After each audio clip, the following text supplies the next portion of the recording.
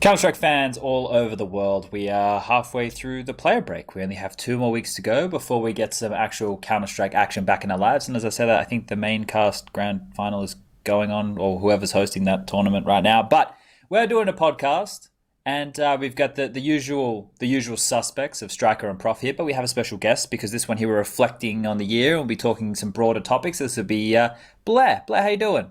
I'm doing great. How about you? Well, it's hot. I'm getting sunburnt. I'm sitting outside all day, so I couldn't be better. But Striker, you are looking like you're ready to go work on a farm. Are you doing any farm work? It took me a second, that one. Now I'm tiny bit like, I don't want to say riled up, but I'm like ready for the discussion because I spent the last 5 hours arguing on Twitter. So I caught some of it, but then I went back to just sitting in the pool. That was a good call. I think that was a good call. I'm looking forward to you telling me what happened there. But also, Prof, you're here. You're a man who in the past has wielded a mustache. As you can see, I'm attempting to do so right now. How do you feel about mustaches? Look, I wish I could grow like a really big one, a really nice one, but I can't. I'm just stuck with like, I don't know how to describe my facial hair. Like nothing grows here, and then I have this that grows, but it also looks like shit when I don't shave. So it's awful. It's just awful. It's like a landing strip, but in the wrong space. Yeah, something like that. So maybe I just go to like some like laser shit and just get this removed, and also add some tits as well when I'm not that. Why not? The things that they say, they roll those things over their face and they put that cream or whatever the fuck in those Instagram ads. That shit does nothing. Don't. No one worry. No one waste your time. What you're referring to? Is that? It's for like people who have problems with their beard growth. They get this thing and they fucking rub the cum on their face. Are you sure it should go on your face? Yeah. This is it doesn't do anything. It's like Rogaine, but for your beard. I can't work out why I'm not sending up my webcam, Lucas, but we'll worry about that later. All right. So as I said, we're kind of reflecting on things that have happened, but we still have recent news because Counter-Strike never stops. So we'll do the recent news first. We'll tell everybody about the things that have happened since you saw us last, and then we'll be delving into some of the other topics, as you can see there on the bar, revisiting predictions from earlier in the year, top 20 expectations, predictions, all that kind of nonsense, how the meta has changed. What else we got?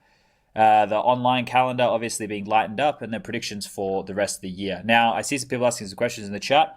The sounds, the explosions, were fireworks that I can't see. But they're definitely fireworks. So anyway, let's get into the recent news.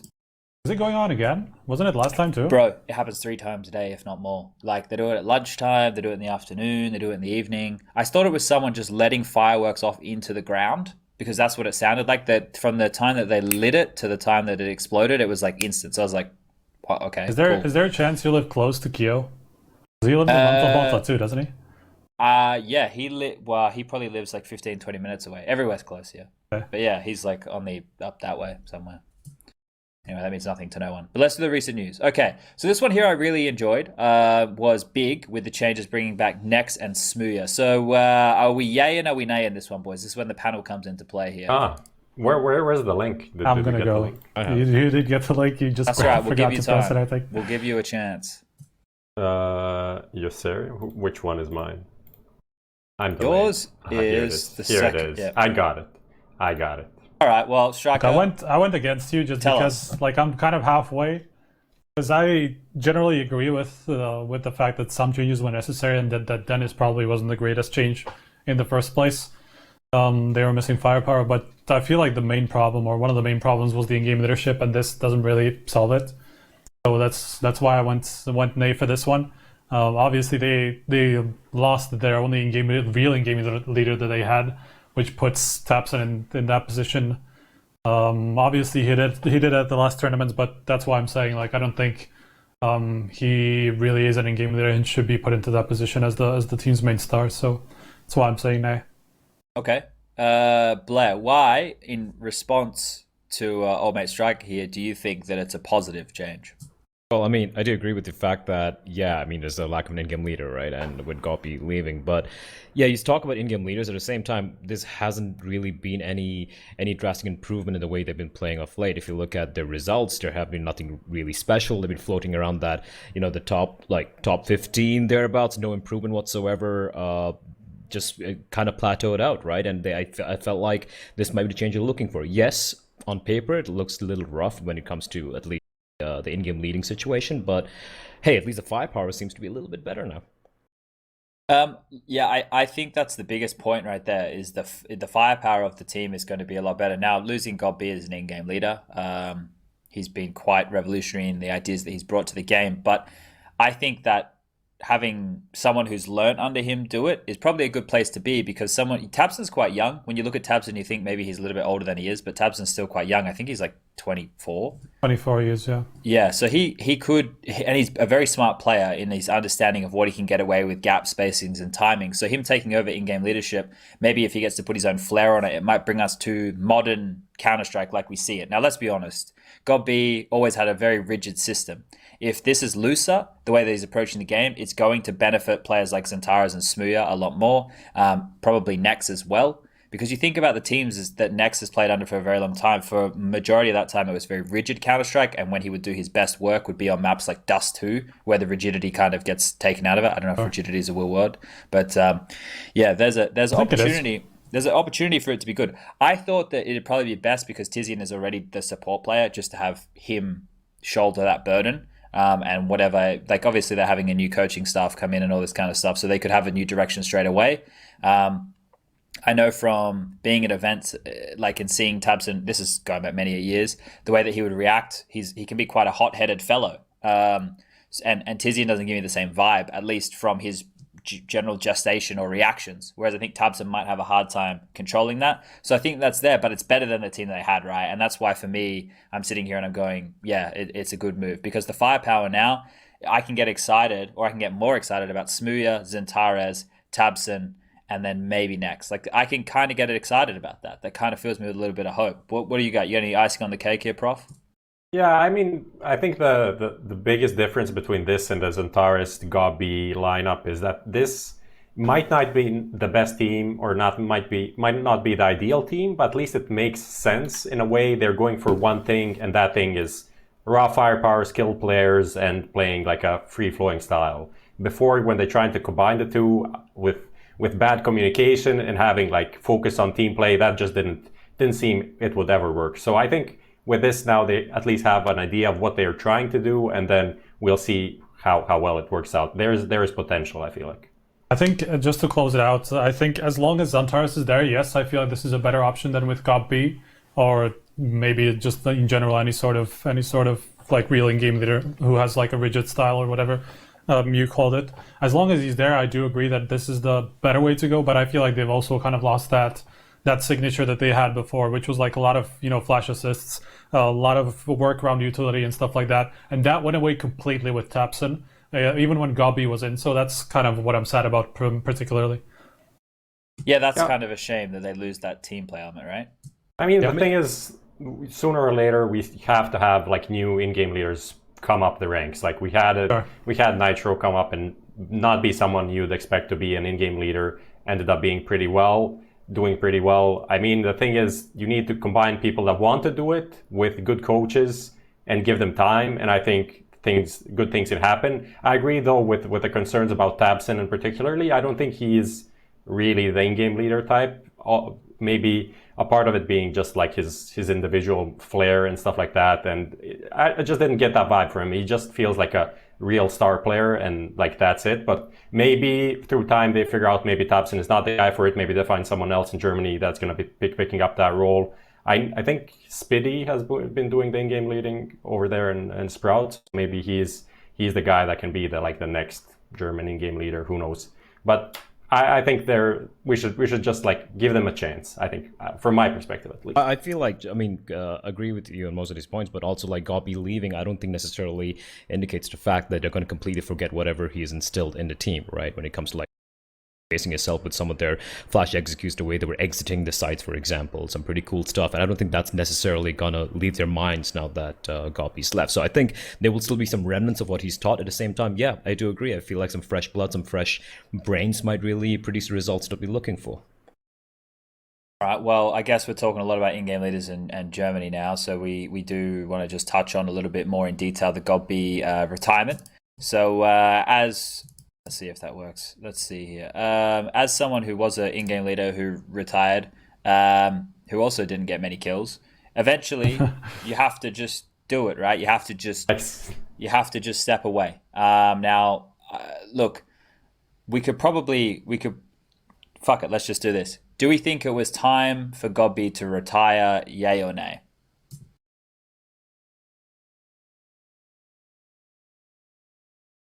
All right. And once again, okay, this one's split 50-50. Well, Striker, you were first in with the result was different to mine and Blair's. Why do you think he shouldn't have retired? I think yes, it's true that he's obviously not like the best fracking game leader. He has never really been, but it's not like he's been as bad as he has been very recently, like where he's basically like dipped into some awful numbers like below 0.5 KPR, which is just pretty damn awful. For in-game leader or not, that's just very, very poor indeed. But that's a fairly recent development. It's not like he's been dipping that low. His entire career was big. So maybe with like a different team or a different lineup in big, he would have been able to bring it back up. And the main part though for me is just that I don't think that his playing days are completely over. I mean, obviously with this retirement they are. It's just I don't think that he should have made the call right now, just because I feel like with a different team he would have been able to come back up into some decent numbers at least. Sure. I just want to get it from a personal level just quickly. If he hasn't been pushed, like if he himself has like woken up and made the decision of, I don't have any more to give, and that's the reason he's retired, that's the reason I'm saying he's made the right call, because I'm assuming like for him to make this decision, it's not an easy one. Like that feeling will come to you, or at least it did with me, and then once that feeling's there, you kind of can't build it back up to what it was. Because sure, maybe he can take like 6 months off and he'll get the hunger to come back, and he'll go out into a forest somewhere and find some magic mushrooms or some shit and come back with some crazy cool Counter-Strike ideas and come back. But I think the biggest thing in Counter-Strike, right, and Liquid are bringing this back into popularization with the way that they speak, is confidence. And if he doesn't have confidence in himself to keep playing right now, then that's the biggest thing for me here. Yeah, I mean, from that perspective, I obviously agree. Like, if he wants to retire, then it's best for him to retire. Like, why not? Why not do it? Obviously, I don't think Big is a team that is going to be forcing him to retire and forcing him into a managerial role, something like the NIP get right situation. I don't think it's anything like that, especially because Gobby literally built Big, and there's a good relation between the org and the players. So it was obviously his decision. He didn't really want to do it anymore. So I respect it from that side. But the part I agree with Striker on is he definitely could have still continued playing and could have like earned a salary, not stolen a paycheck for like at least another year in maybe another team or in this team with a different constellation of players. So that's the only reason why I think it's like it didn't have to happen. But I'm okay with it happening, right? Blair, what do you think? I agree with the fact that if Gobby was in another team right now, if he like left Big and he was kind of coaching some of the younger teams, could be maybe a Sprout, whatever. Not necessarily only as an in-game leader, but maybe as a coach. But mind you, even now, I really feel like he could still be a pretty solid coach for Big, right? Even if it's not in the server, although I'm not sure if he's doing that.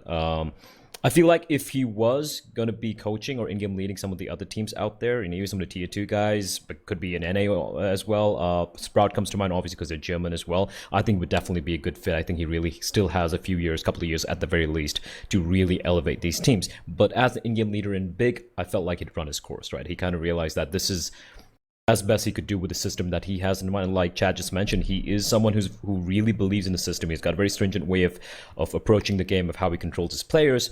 And we don't really know like what's not really clicking there. Is it the comms? Is Xantares coming in? The comms aren't really working out. Is it the players not really feeling comfortable with the way he calls or whatnot? Maybe it felt like it just wasn't the right team for him to be in anymore, right? And he kind of retired from that. But I'd still do see a world where he would be a very good fit as an in-game leader or a coach in any of these other EU teams. But that's the thing. It looks like he's not even transitioning into a coach role. It's just like some sort of a like semi-background role where he's going to be some sort of a manager, maybe traveling with the team, but not in a coaching role or an analyst role, as far as the announcement actually explains. So I'm not sure in what kind of position he can be where his like game knowledge and just general like the positivity that he's always shown, and just general knowledge of the game doesn't go to waste.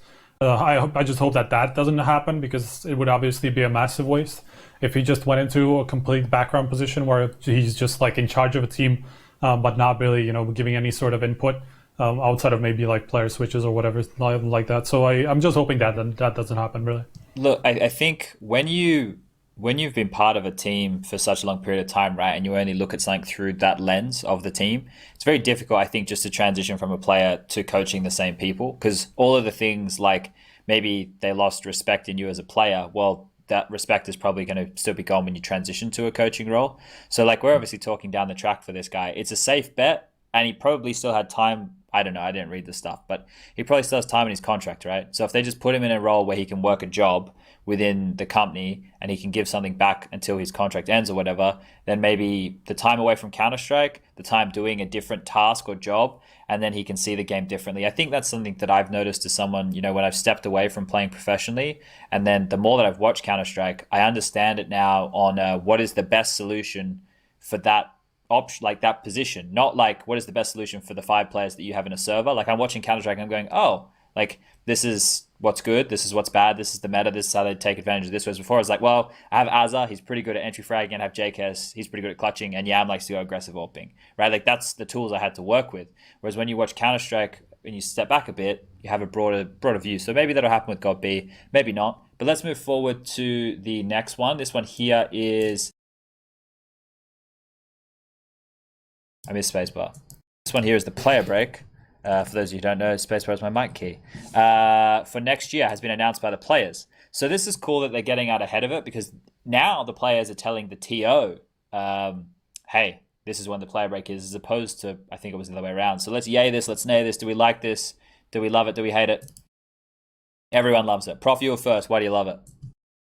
I mean, it's pretty much obvious. It's just it's good that it's set so much in advance, and hopefully we don't see any weird shit happening like a month before the player break when someone says and just like randomly drops a tournament into the player break. That happened in the past with that IM Shanghai last year, and now this year with the qualifier for ESL1 New York. Obviously the qualifier is a bit on the lower tier, and that's also something we can touch on briefly, as in like the player break is for the top teams, right? That's something you, SPUNJ, said for the last time. It's not for like the tier 3 and 4 teams. So some things still should be happening in the player break, obviously.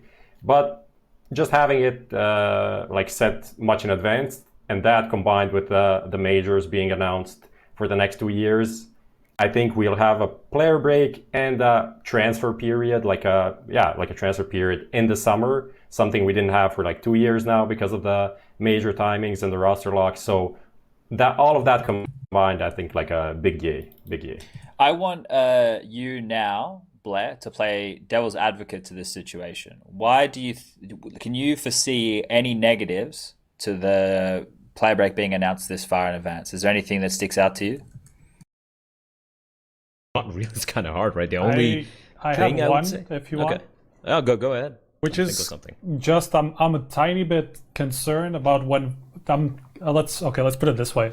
I'm hoping that the Player Association talked to Valve about this, because I'm a little bit concerned about the deadline for the majors being a little bit close to the player break at this point, because the major will be in November, in the first 2 weeks of November, basically.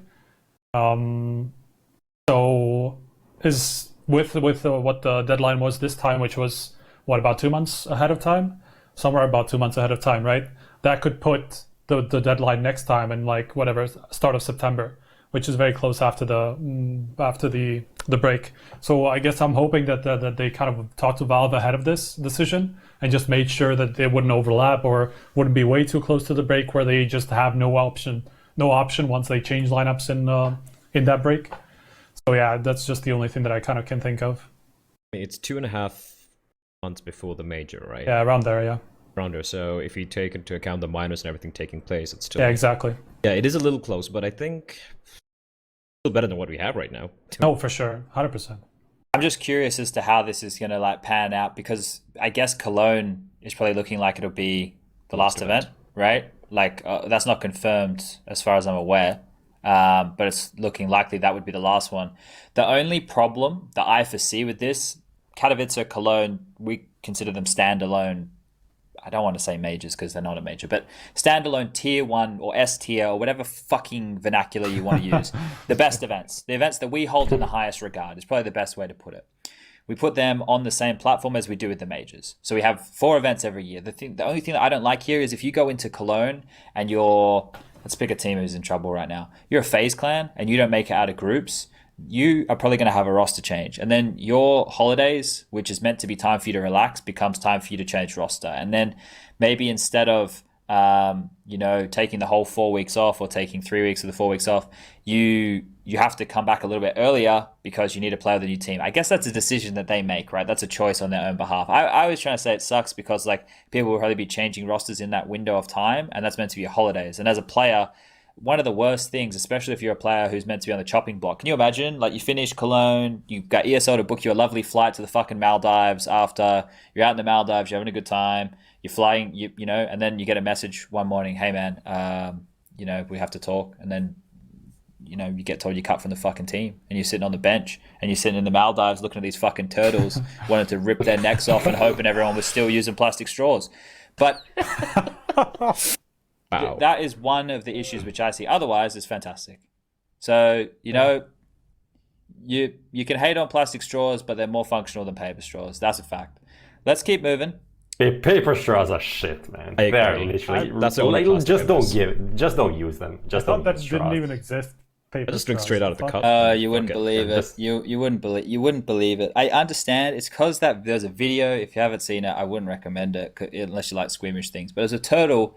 It was either getting the straw put out of its nose or its mouth. I forget which one. Oh, yeah, but it was horrifying to watch, right? No, cool. Can we stop? Can we please move on? Yeah. Thank you. I also heard that, I read that that's just like an over-exaggerated thing, but it's just like plastic straws aren't actually that dangerous to the environment. It's just like people saw that one video and there's like, oh, ban plastic straws, and then use plastic forks that are like 10 times worse. So it's they have people are saying now like travel with a metal straw, right? Which I understand, but I already travel with a lot of things. I wouldn't really prioritize metal straw, but if I did, I wonder if they would let me. I wonder if they'd let me take it on the plane because I could fucking poke a cunt's eye out with that bad boy right there.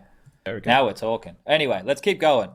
We're going to talk about the Vertigo update. So, do we love it? Do we hate it? Yay it or nay it? Let's fucking crack it. Is there a don't give a fuck option there? There is. You can say nay, and I'll let you go first. All right, Blair, hit me.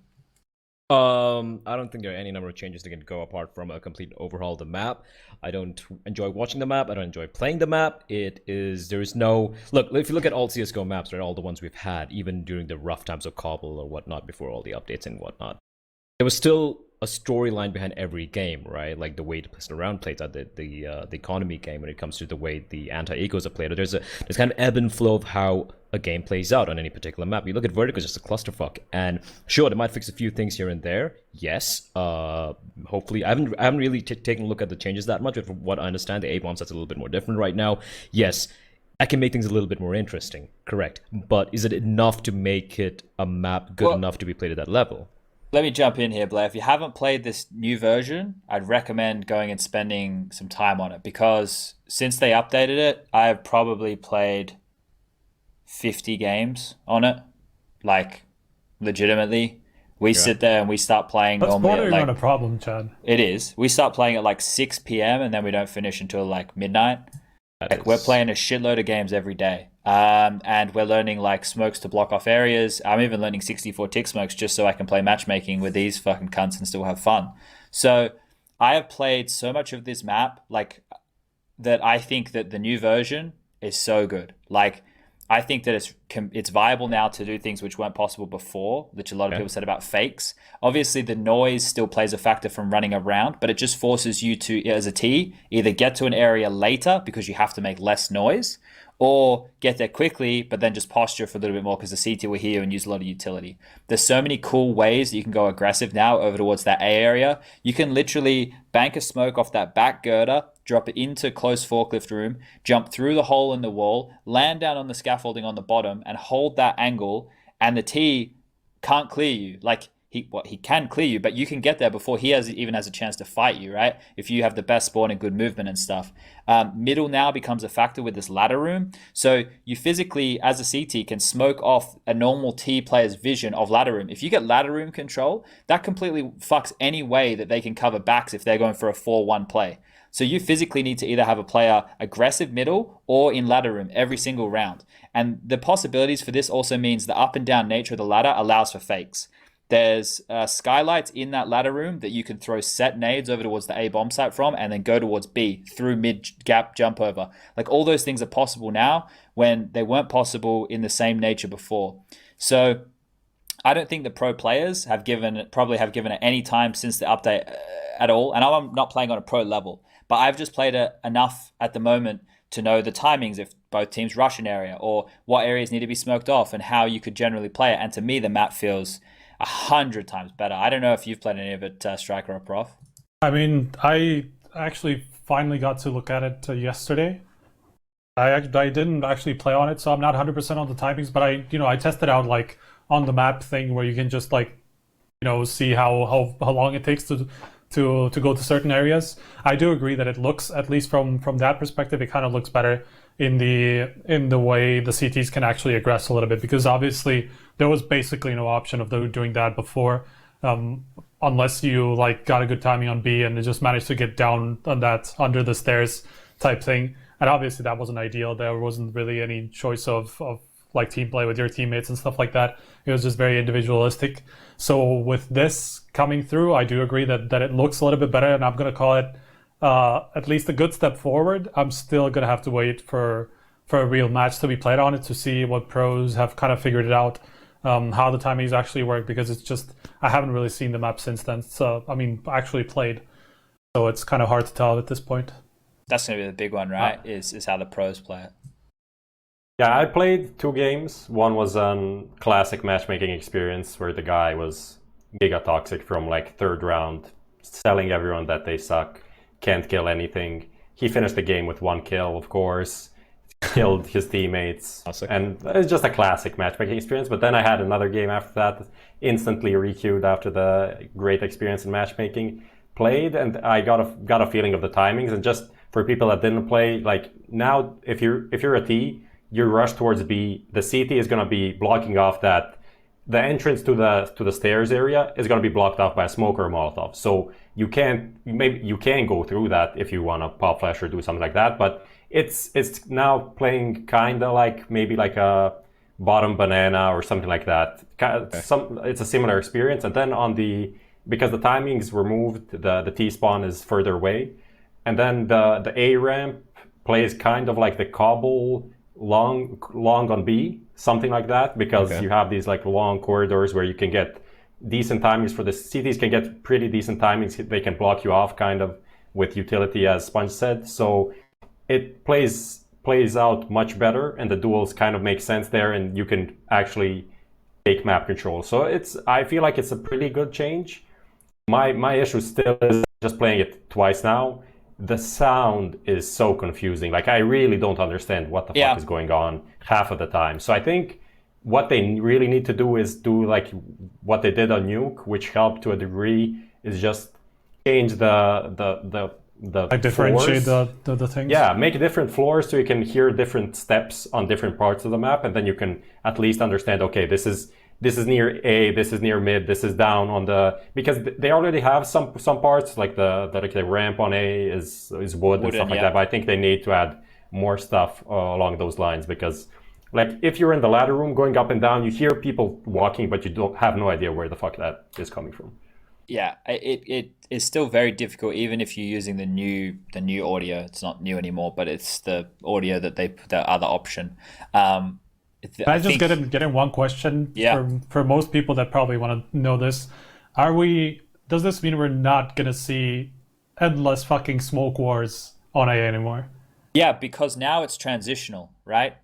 So now the CT can take a much more aggressive line. There was a guy that I played against from a Spanish team. He was playing matchmaking, or maybe he was pretending he was from a Spanish team. I don't know, but he had that fucking existence logo and fucking was wrecking everybody. But he had a one-way smoke worked out for the A ramp where he could lob it and he could go on that back ledge and he would one-way down into the room. So there's so many different ways in which you can hold onto control of the ramp for longer. The T's now have to literally battle to get control. The only thing they get is fork room, but they're so deep in fork room for them to push out. You can be playing a bunch of different angles. You can have an AWPer set up. The duels are a lot better. The T's are going to work out some very quick, innovative ways to flash them off the lines, but they have to use more utility, which means they won't be able to execute in the same fashion. I hope we see more people trying struts through mid now, because mid, if you get control of it, you can do some really sick mid to A splits. You can isolate like lots of cool things. Because I've been playing with like Henry, Pansy, Machine, Rush, obviously the motley crew of, you know, Muppets. But we've been like, when we play, we don't play just to run around and have a pug. Like we like watching Counter-Strike for what it is. So we're learning geeky smokes and all this kind of stuff. And like from that potential, like from seeing those little bits of teamwork that you can have in that map, it seems super cool. Like little things. There's like a toolbox in mid, not the one where everyone goes, but one closer to the elevator room. If they rush B and you rotate two people back from A bomb site and you boost on this toolbox with an AWP, you can see them as they're running up like across that wall onto the catwalk. Like all these little bits and pieces I think are really cool about the map. And I you're right, we have to see it played in Pro CS before we truly know. Another question, how are B retakes now? Is it still kind of tight, a little bit too hard to do at No, CT? the new way that the big air conditioning units are placed, they're staggered. So if you can get out behind the you first can get up one, on there. yeah, it gives you a new way to. You can't get on them. They're just like one's placed like this. I can't have my hand on the mic button, but basically they're like overlapping each other, so there's different angles. Right. Okay. And I feel with the ladder flank possibility now, obviously you have the drop down, but like mid control being a lot more emphasis on it, you can probably either flank quickly or just lock them off from that window period a little bit easier. But it's I have obviously, you know, not playing any high level shit. It could just be locked out when they have proper utility usage. I'm pretty sold on this right now. Okay. Oh, sorry. No, the last thing I wanted to add is about that. Like everyone hated the continuous A executes.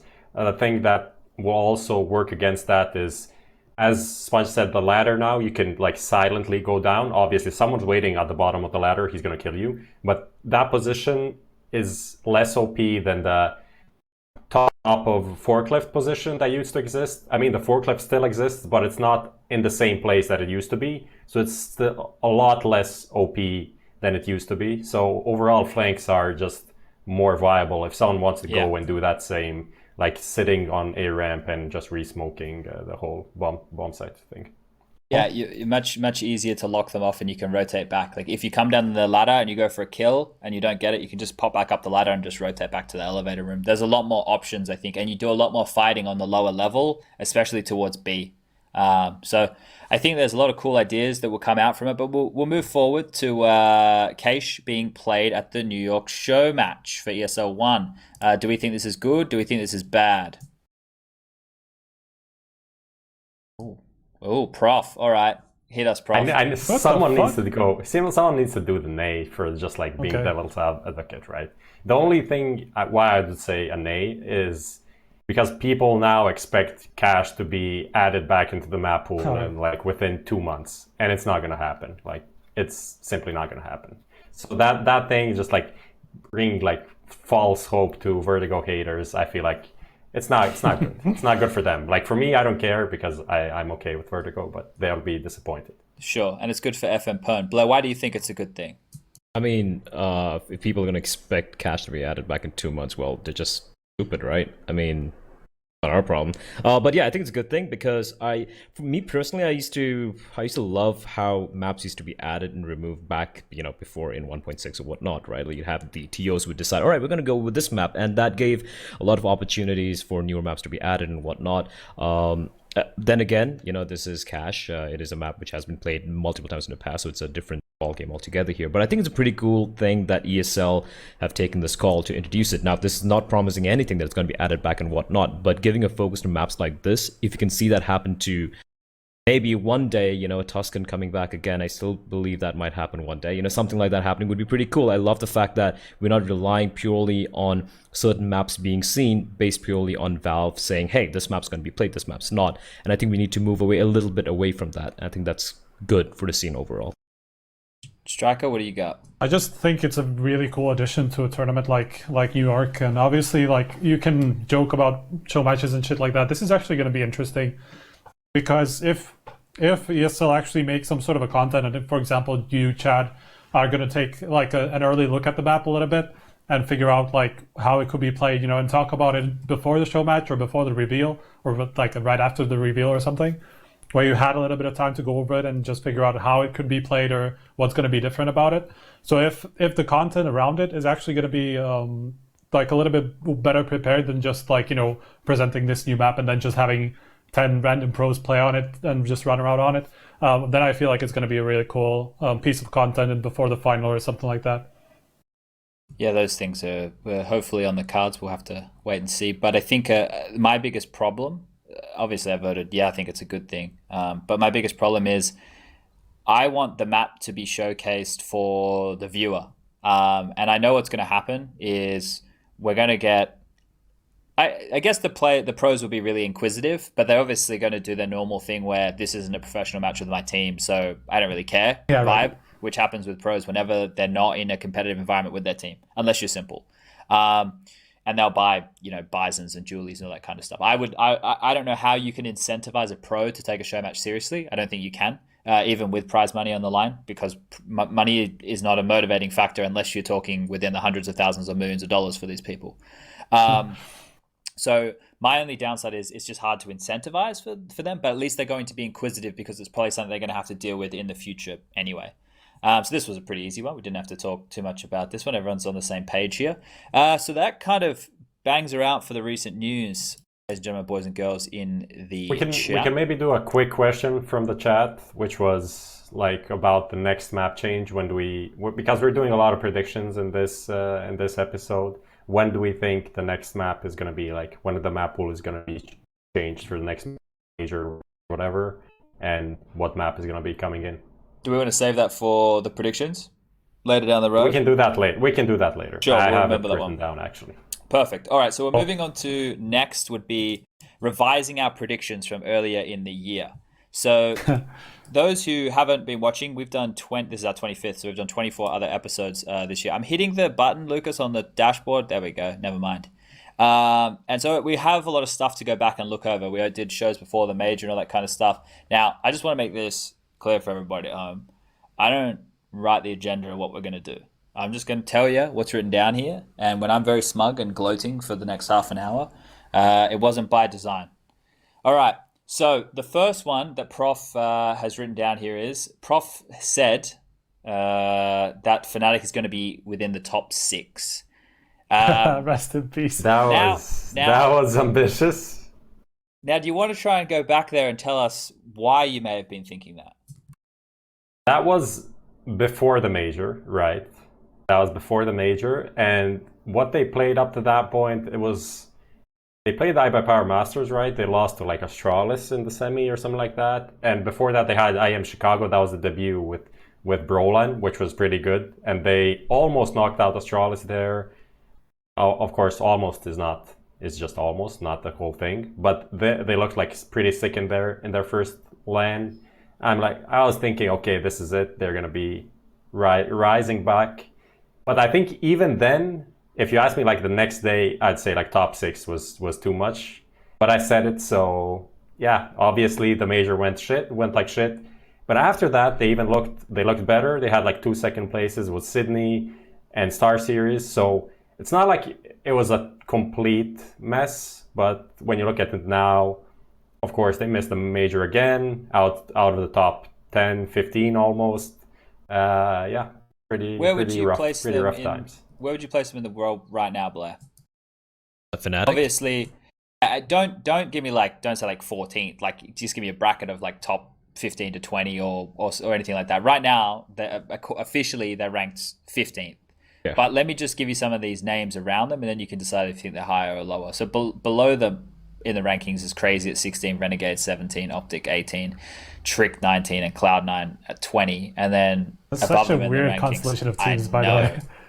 I think Crazy, yeah. I can see that. Heroic, North, those kind of names, yeah. I kind of feel like Whereas Fnatic's a bit crazy. I think crazy, especially the recent performance at the minors and whatnot, would be probably above them.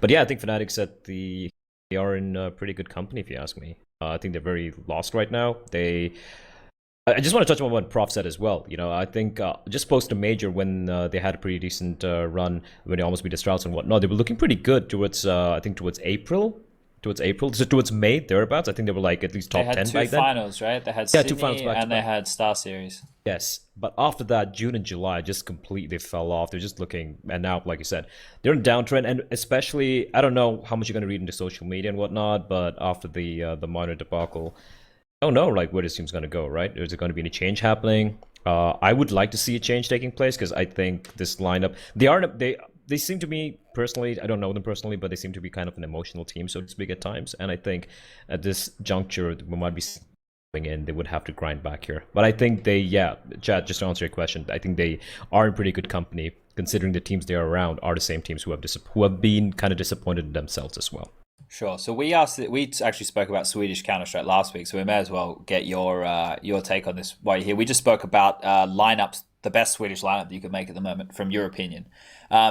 Obviously, NIP not in a great spot either. They don't know where they're going. They don't know what their direction is. So let's assume they're fucked as well. What is the Swedish roster you'd make if you had all Swedish players right now at your disposal? I don't know if we wrote ours down anywhere. I vaguely remember mine. Obviously, I'm going to just throw in Crims there. Like, no second thoughts whatsoever. Crims would have to be there. I think that's in agreement with the rest of us. I'm pretty sure we all... Actually, you didn't. No, Chad, you Prof didn't wasn't have... on it. Oh, I was on Crims. I don't think Prof was for Crims. I would definitely get in Crims. Youngblood, I would definitely throw in Brolan. Don't forget about people like Nock and stuff like that, obviously.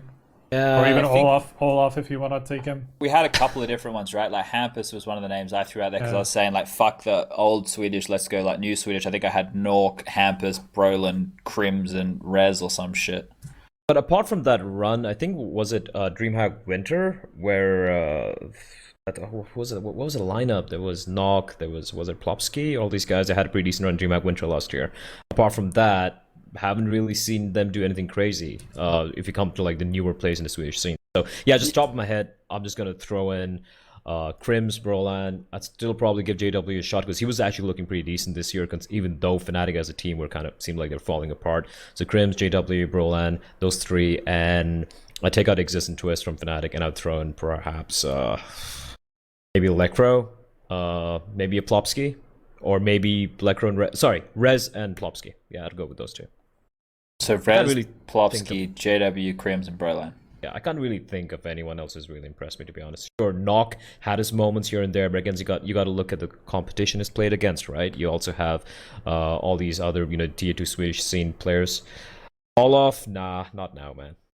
I think still with the lineups that you're throwing, like, because we kind of had like 3 of different ages, right? Like our lineups one was purely, I think mine was not purely, but it was pretty much just Swedish Counter-Strike of tomorrow. I think someone was probably on point with like the best team for right now, and someone was like, oh, we can probably still give a few of these players a second chance. So it was a bit of a mix of those bags anyway. Okay, so that was Prof's first prediction there with Fnatic. Prof had another prediction, and it's a pretty good prediction. This was a good one. Let me post it in the thing. You can talk about it, Prof. I'm just going to paste it in. Yeah, my second one was it was from the same show, right? We were doing just like throwing predictions in the air, and that was that Xantares, the big Xantares won't work out. And I said they'll have a roster change within 6 months, and they had like 5 roster changes within 6 months. So that went like much worse than I imagined. So what can I say? I don't know. I don't have much to add. I don't like people, me. I'm pretty humble. So. Also, it was not like rocket science, Like I think a lot of people could have seen that happening. Did they have any at good results, at the time, people really were hyped about that whole lineup. That was still, I think, Xantares and Smuya, with next being. It was the minus next because plus they had next, that minus next plus next. They had that was the E-League Invitational that they played. That was the first event in Blast with that lineup, I think. Yeah, we got sold a bit of a shit deal though. That event and the iBuyPower Masters event kind of gave us false hope for a couple of names, right? I remember watching those events and be like, oh, a few of these teams look really good, but everyone just was super rusty. It's like literally everyone had just gotten back from Christmas vacation after eating the turkey and gone, oh yeah, this is my job again. Like that's what most of that Counter-Strike was really quite rough to watch. I think if you go back and you watch that compared to how everyone was playing in, say, Cologne or the Major or some shit, it's quite the difference. But that's a pretty easy one. I guess we don't really need to touch on that one too much. Striker, we got one for you. What was that? Oh, it was Astralis, right? I think you can forgive me for that one. Astralis is going to stay number one, but not as dominant. Well, obviously wrong. Not a horrible statement before the Major. Yeah, well, before after the Major, really, yeah.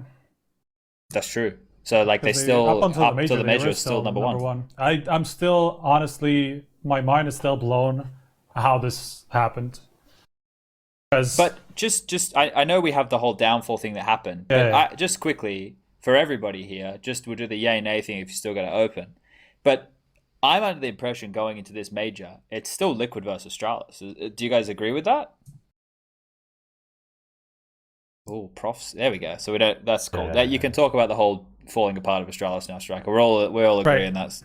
Well, yeah. I'm just still super confused about how they made that happen because, sure, like a lot of people put it to like rustiness and them not playing as many tournaments, but like sure they skipped some tournaments, but it was not like a massive amount. Like they skipped a couple of tournaments this year, basically. It wasn't some like insane strategy that people were kind of portraying it as.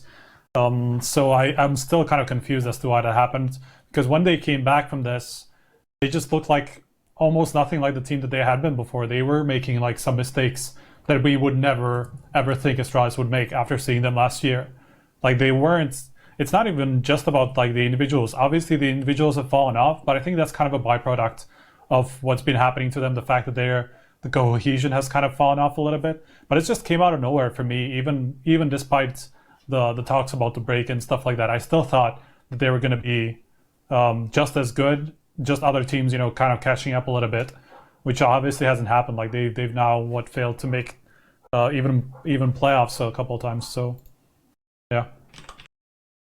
Yeah, I don't know. When I started seeing them miss like nades on T side of nuke, that's exactly when it became like very worrying for me. It was like, okay, well, these are the things that you still have even if your aim disappears, and they were like real clumsy and that stuff. So they were flustered in a lot of different ways. But I think that this like they've had an extended break now. If you really think about it, like they haven't been back in that driver's seat in some time, and I think coming into this major, they're going to return to that, and they should give. Hopefully Liquid a run for their money because I don't want this to turn. I would prefer to have like at least two teams going toe to toe. Like if we can't have 4 or 5 really biffing it out, let's at least have 2. Let's at least rock up at every event knowing that we're going to have 2 of the best Counter-Strike teams ever just fucking ready to bang out. All right. Just to support your claim, right? Like the last time they met, it went down to the wire on Vertigo. It just went down to a massive comeback. That's true. From Liquid. Astralis could have won that series easily. Like if they had won the pistol in that match, like that would have probably been their series at that point. But Liquid just went on that massive run, like I don't know what it was, like 10 rounds in a row. Yeah. And then just close it out pretty easily. So like if that pistol went out differently, Astralis could have easily won Pro League Season 9. We might have a different. They probably still would have won the fucking Intel Grand Slam because they weren't in Chicago. But we might have a little bit different looking landscape. All right, so here's my predictions now. Really get better at this talking while copying and pasting bullshit. Hold on 1 second, viewers. What did you have one? You had one good one, and that was this was. Oh, it's in. Lucas is doing it for me. Perfect. Lucas got it covered. All right, so Kia, flusha, and Golden. We'll go back to EU. So basically, this is about my good Cloud9 friends, who I'm now the number 1 fan of their newest team. But at the time, having those 3 stars or those 3 individuals, who 2 of which have won a major before, playing in your subpar North American team, living in North America, it was never going to last. That was never going to happen. I don't care what world you live in, right? This isn't meant to be any offense to any North Americans out there, but there are some reasons that your country, for the rest of us, is a very, very, very scary place. And that's probably the same reason that a lot of people won't go move and live in America. Like, if you're from like a country that's, close to America, maybe you want to migrate there. But for the rest of us, from other good countries, like most places in fucking Europe or Australia, we don't want to go to your country. And that's why I know that Flusha and fucking Keo, a French guy who lives in the so Keo was a French dude who lived in the UK with his British girlfriend. In what world do you think that cunt's fucking staying in North America? Like, right. Anyway, so that was a very basic one. But the new team, where they are now, this is fantastic. They made the decision they should have made a long time ago. So I'm happy. I'm happy with this. This is a good one. We'll bang through these so we can get to the important shit coming up soon. Can you do this one for me, Lucas? I'm looking like an idiot here. The next one is Taz is going to be in the best Polish team. Now, I don't know who the best Polish team is. There's right still the jury's still out on that one. Let's right? call it that way, yeah, because I think they are now ranked behind VP by like 3 spots. But the thing is, they're both below the top 30, so it's not like they're not winning any contests right now, because I think VP is 31, and then Aristocracy is 33, and Ago I don't even fucking know. I have no idea where Ago is. 73. Okay, there we go. But that's obviously after a big overhaul. So who the fuck knows what's going to happen with that team? I put this in just for the joke, obviously, because this is now... It's like, it doesn't matter if he's right or wrong. Technically, he could be right. I mean, it doesn't really matter if he's on Aristocracy or Virtus Pro at this moment. I think Virtus Pro has been showing a bit more recently, but overall, it's just kind of funny that this was even a talking point 6 months ago, and now it's not a talking about point. Poland at all. They got rid of how do you say his name? Okolicious. And they got PHR. I That's forgot a about recent that guy change for completely, VP. When did that sorry? happen? I When think did that that's change also- happen? Pretty recent. Let's Like a month ago. Fairly recent, yeah. Oh, 5 days back. No, that's. I think he was just like released from the from the organization, contract. but he was all right. he was gone from the lineup for a while before that. Okay. Well, fucking hell. Delicious. Who knows? He's only standing in as well, PHR. So who the fuck knows what's going on in Poland? I think it's more of a trial type thing for PHR. Oh, we'll see. Okay, so we can get past the things that we looked at. There was some interesting things. Some things were right, some things were wrong. But what we're going to move forward to now is the top 20 expectations. So Striker, as someone who I believe contributes heavily to this, you're probably I the wouldn't best. call it heavily, but yeah. Okay, sorry. There's a bus I just threw you on. I threw you on. No, As I mean I someone who do like contributes just to to this. explain, right? Just to explain kind of my part in it. Like I didn't actually have any sort of say in the last top 20. I guess not directly anyway, because I did some of the actual work on the events and kind of like figuring out who gets the MVP and stuff like that. So indirectly, I guess I was part of it. It's just not the actual decision making on who goes where. So like I have a very small part in it. So just to explain. Yeah, for those of you who aren't aware, which wouldn't make sense if you are watching the HLTV.org confirmed podcast, but at the end of every year, HLTV.org do a top 20 players from a year, and they do these really extensive interviews, and they ask them who they think stars of the future are, and they do all this stuff, and it's really cool. But right now, I suppose, if we were to talk about, maybe we could throw some names out there.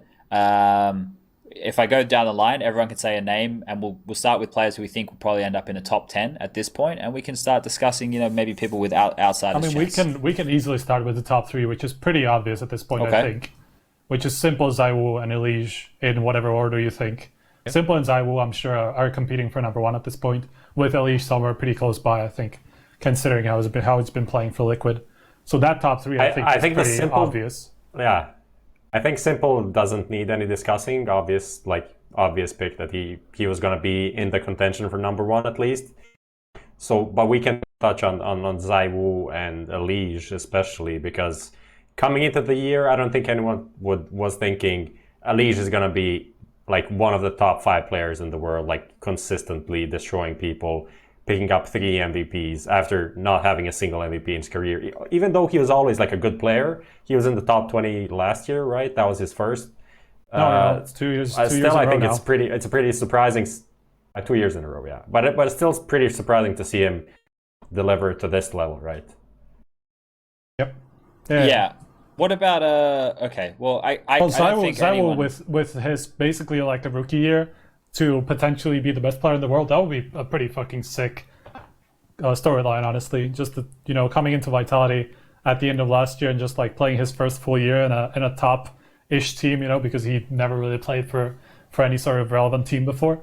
So for him to do this in his first year would be fucking insane. So at this rate, if these 3 players keep up their current form, they would, and no one else just obviously goes mental, they are in contention right now, assumably for like top 3 positions. Right? Obviously, there's moving and shaking. There's no discussion about that, I think, at this point. Okay, so then let's focus on filling out, like, we can have a broad amount of players here, but who are players, Blair, who have stood out to you who could potentially make that top 10 for this year, for 2019? I mean, the easy picks would obviously be Naf, Twist. They have been phenomenal. Yeah, Elige has been having some insane year, but those 2 would definitely be. I'd say if Naf continues the way he's been playing so far, he could potentially just make a top 5 as well. I feel like he's been really, really good. Obviously, Twist has been star as well. So yeah, those 2 for sure. Depending on how ENCE plays the remainder of this year, they've been kind of a team like, they had the major run and everything. They've had some couple of wins here and there, some deep runs in tournaments. I don't think I felt like they've kind of like plateaued a little bit. I don't think they've reached the peak they really want to get at. But if they do manage to go on and continue at least a high level of placing in most of these tournaments, I think Sergey would be also a potential pick for a top 10. Those 3 guys at least.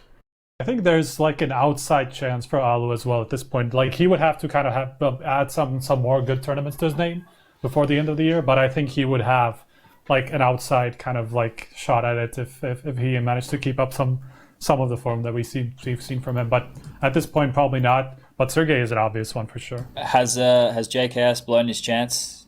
I don't think so. I don't think he's still open I think, for a top 20? There's a chance for an Australian to make a top 20 for the first time. That would be something very wild. He would have. I mean, obviously, Renegades would have to get out of this rut. Like they can't just go on placing last at every event because they just JKS then will then just get no chance. And he's not like insane like Zaiwu to just get them out of this alone. Sure. So obviously, like this would have to get Renegades would obviously have to get better from what they've been showing this past couple of months. But I think there's a chance for sure. The positive thing is that he's still, while the team is kind of in a shit position, he is still playing pretty well. Like his ratings for the last couple of tournaments were still like 1.20, but they lose in groups. So the whole thing about how the rankings are done, obviously, it's not about where you place, but it's about who you play against and at what stage of the tournament. So if you get to the playoffs and play well in the playoffs, then that matters more than just playing well in the group stage. So people often kind of misunderstand how that works. Obviously, there is a part that it depends on your teammates in a way that if your teammates are so bad, you simply cannot win a single game, then it's going to be hard for you to be a top 20 player. But it's not really dependent on the results of the team at all, right?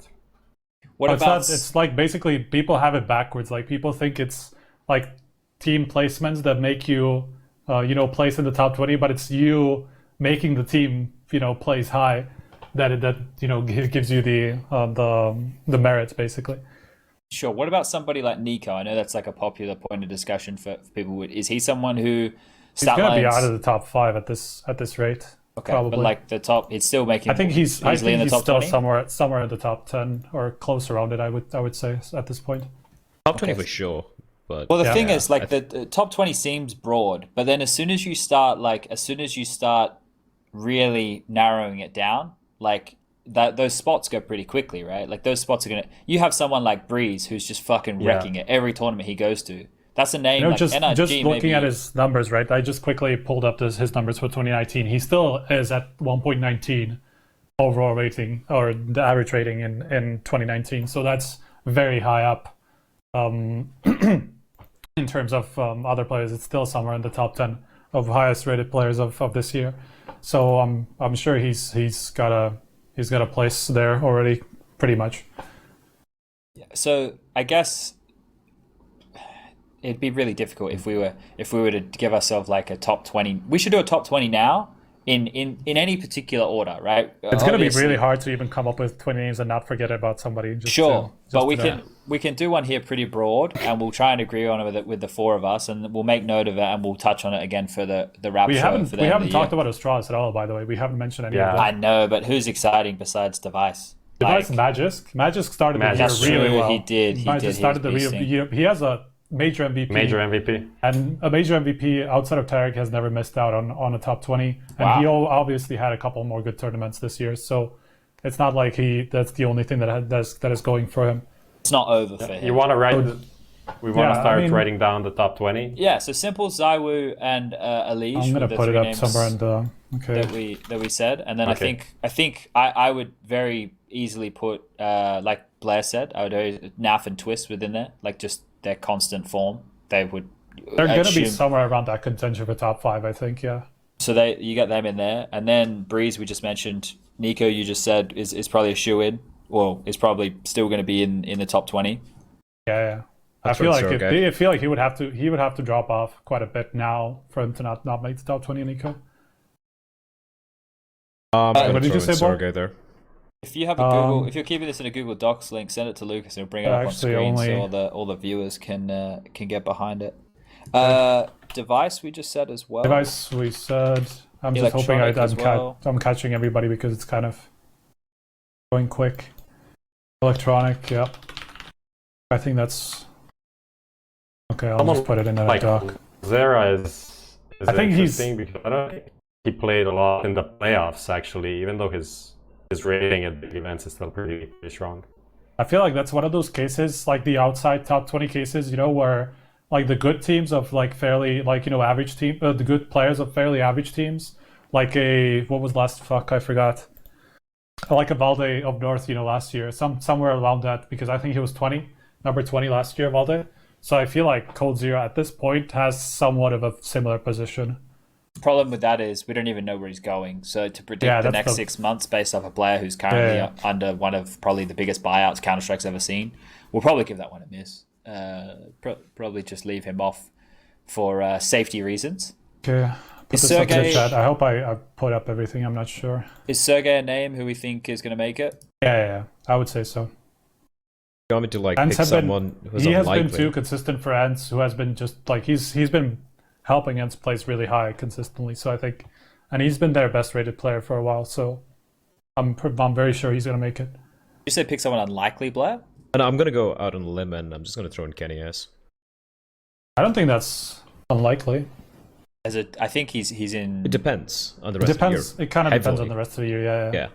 Especially considering it's G2, right? They might just finals shit just shit the bed as well. So I think it's very hit or miss. But the way he's been playing right now, as long as they have at least a few deep runs in some of the bigger tournaments end of the year, I think he just might make. I don't think he's gonna make top 10, but at least top 20 for sure.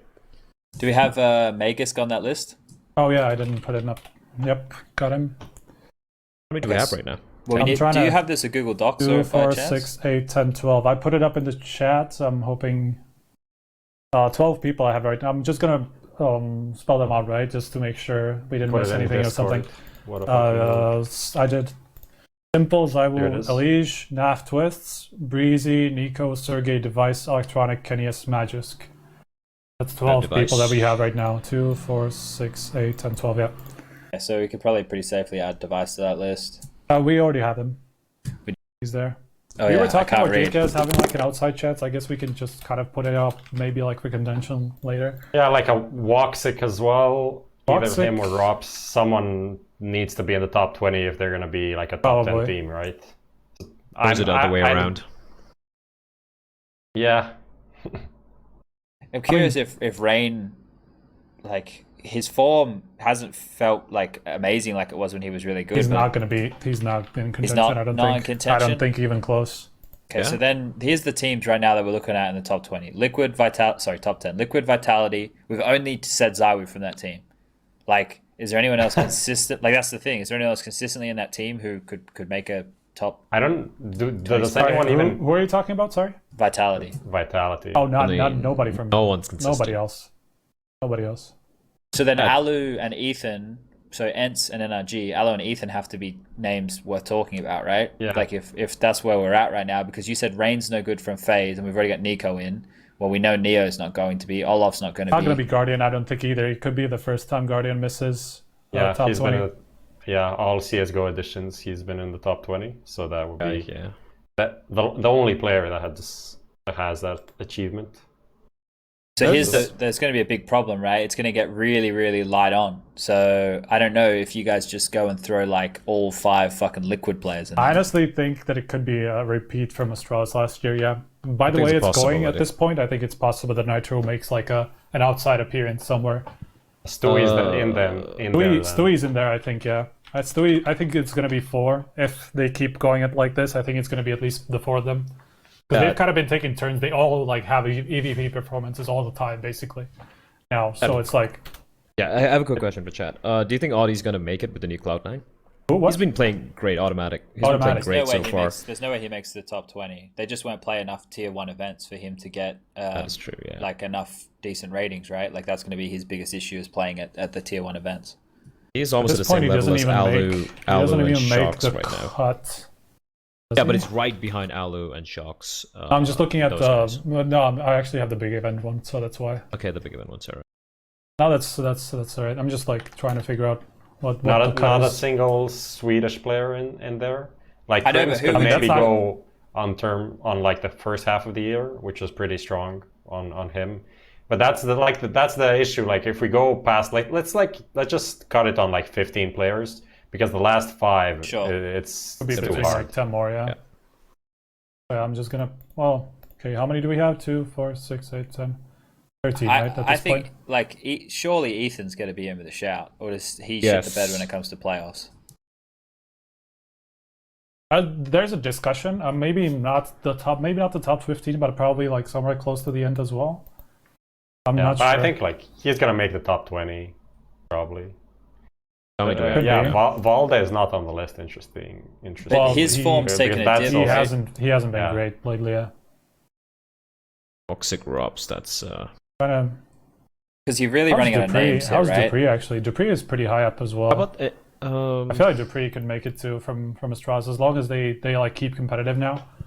I feel like Dupree, and he obviously keeps up kind of that same formula. Like he's going to be somewhere around that top 15 probably as well.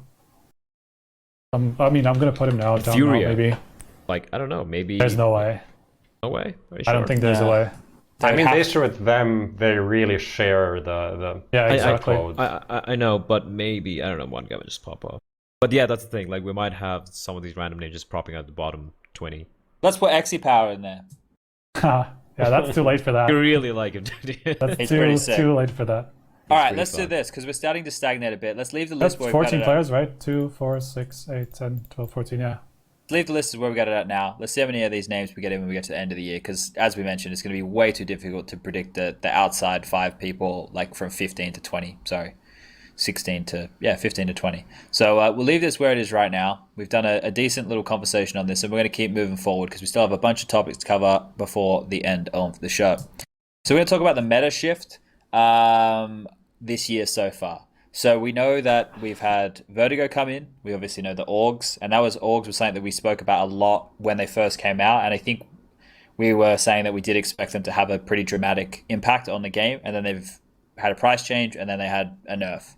And then the economy changes in terms of the money system. It's going to be interesting with Daps Daps in the here. chat. Yeah. So obviously we can read out any of the stuff that Daps is kind of bringing on through with his opinions.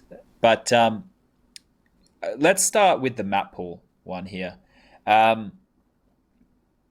Does anyone... I'm trying to think of a question we can frame here to use these yay or nay buttons. Do we think that Vertigo coming in is going to have a good long-term impact on the map pool? Okay. It's a broad question. You can take this one from Evan wherever you want. I took it from the very little one. All right, Prof. I'll just click and click and think about why I think it later. Well, okay, I'm going to start with that, right? I said yes because it's just knowing Valve and knowing their tendencies. They're not just going to put a map in and take it out. Like obviously they want to put work into it so that it's playable, so that people are happy with it. And like we see with this update, hopefully you're right that it's gonna improve things from now on. And if that's gonna be the case, and they just keep improving it, and teams start actually liking it, they obviously play it. A lot of teams play it. It's just none of them particularly like it. So I don't think it's gonna be getting out of the map pool anytime soon. And especially like when Valve are not even taking pro play too much into consideration when thinking about these changes, because they just put it into the active map pool and the matchmaking as well. So I mean that could be like a deciding factor, because I think the play times for Vertigo and matchmaking are somewhere like 30 minutes for a lot of people. Whoa, what I really? Saw. I think it is, yeah. I think find it's a game pretty bad. in 4 minutes. Is it just normal matchmaking you said? Bro, I'm out there every night. Okay, I'm sorry. Maybe it's just it's some shit ranking then. Well, maybe some shit ranks. No, it was an issue with matchmaking servers in general. That was like a screenshot with people. No. I'm not talking about the recent thing. I'm talking about like a month ago or 2 months ago when people were trying to queue for matchmaking, and I saw like insane queue times. I might be like, this just might be based on a couple of people. So I'm just like going on a limb here, but I'm guessing it's still the least played map out of the active duty map pool. Do you want us to go through all of our positives, Prof, and then you can see if you can find a single? Yeah, I'll find something to counter. Blair, why do you think it's what's the positive view of the map change or the map pool change? Well, initially, I'll be honest, right, I was really against the map and whatnot. I was like, why this map of all the other maps you could potentially try it, right? But looking at now that a map is in the pool, you can't ignore it, right? I think this kind of reminds me of a scenario when Valve pushed an overpass in Cobblestone back then, and it was a messy map to play, right? There were a lot of changes. People were very averse to that map competitively. There was a lot of hue and cry about it. A lot of changes happened. Some of it took a little too long. We all agree on that. But in the end, eventually, those two maps became some of the most played maps. Cobblestone maybe wasn't the best, final product, but Overpass at least, it's one of the best maps we have right now, right? It evolved to something really, truly beautiful. However, for Vertigo coming in, I think shaking things up a little bit. It's forcing teams to, mind game it a little bit more when it comes to picks and bans and whatnot. And I think that's pretty cool. Teams are trying what's cooler stuff as well. And I agree with Striker that I don't think any changes happening anytime soon. It's Valve. They're not going to bend to any public outcry, whatever. It's going to be there for a while now. And even if they remove something, it's going to be some other map in the map pool, right? Probably a Mirage, probably something else. We don't know. We don't know what's going to be coming in. Probably Cash is going to be coming in. They might just push in Seaside or some other map as well. But I think Vertigo's here to stay right now, and it's going to force teams to adapt. And anything new, I feel, is a good thing. And as long as Valve keep making these changes, like in chat, you mentioned earlier, like the map feels very different right now, and I'm sold. I really want to try it out right now, right? So I think overall it's a good change, and I think it's good for the masters as well as the professional scene. There's something else as well, which like it kind of teeters on exactly what you were saying about it's forcing the hand of teams. Think about how different Nuke plays now than it did when Astralis were just whipping everyone's ass. Yes. Yeah. Now that teams have been forced to address what are their strengths in their gameplay, they've had to come up with new innovative ways to play Nuke. Like, I love the aim map. I call them aim map smokes. I don't know what their official name is because I'm not in the fucking team. But Fnatic throw these smokes that they throw one that covers off Mini. They throw one that covers off the glass windows. Brolin throws it as like a running jump smoke from spawn. And then they Molotov the backside of CT red is blue. And then they face outside and they aim map. They want to take a duel top ladder. They want to take an aircon duel. They want to take a CT duel. They just get rid of the windows where you can hold that really slither line, and they get rid of main so they can't get swung on. They Molotov secret and they just take aim fights and they take warehouse control. I like that. North has a really cool way that they take yard now as well. They do these two smokes covering off main and to warehouse. You can walk into warehouse with the smoke, and there's a third smoke on the backside that covers off the back warehouse door. And then as that smoke's fading, they throw a flash. One guy peels out of that smoke to the left, one to the right, and more innovation things to get ladder control. So no longer do we just see the same set standard outtake with lower control and then all the nonsense going on lower. We see different ways. More teams are favoring ramp. Teams are better now at lower control. So I'm really happy that we've seen Nuke grow and change in this way. I think that's probably the biggest positive to come out of this map pool change at the moment. I think Vertigo is going to be good. I think people just need to really give it a chance and stop being so close-minded. I'm just going to comment on this thing that you said about Nuke. I think I'm going to tie this into the other part of the meta shift that has happened with the AUG.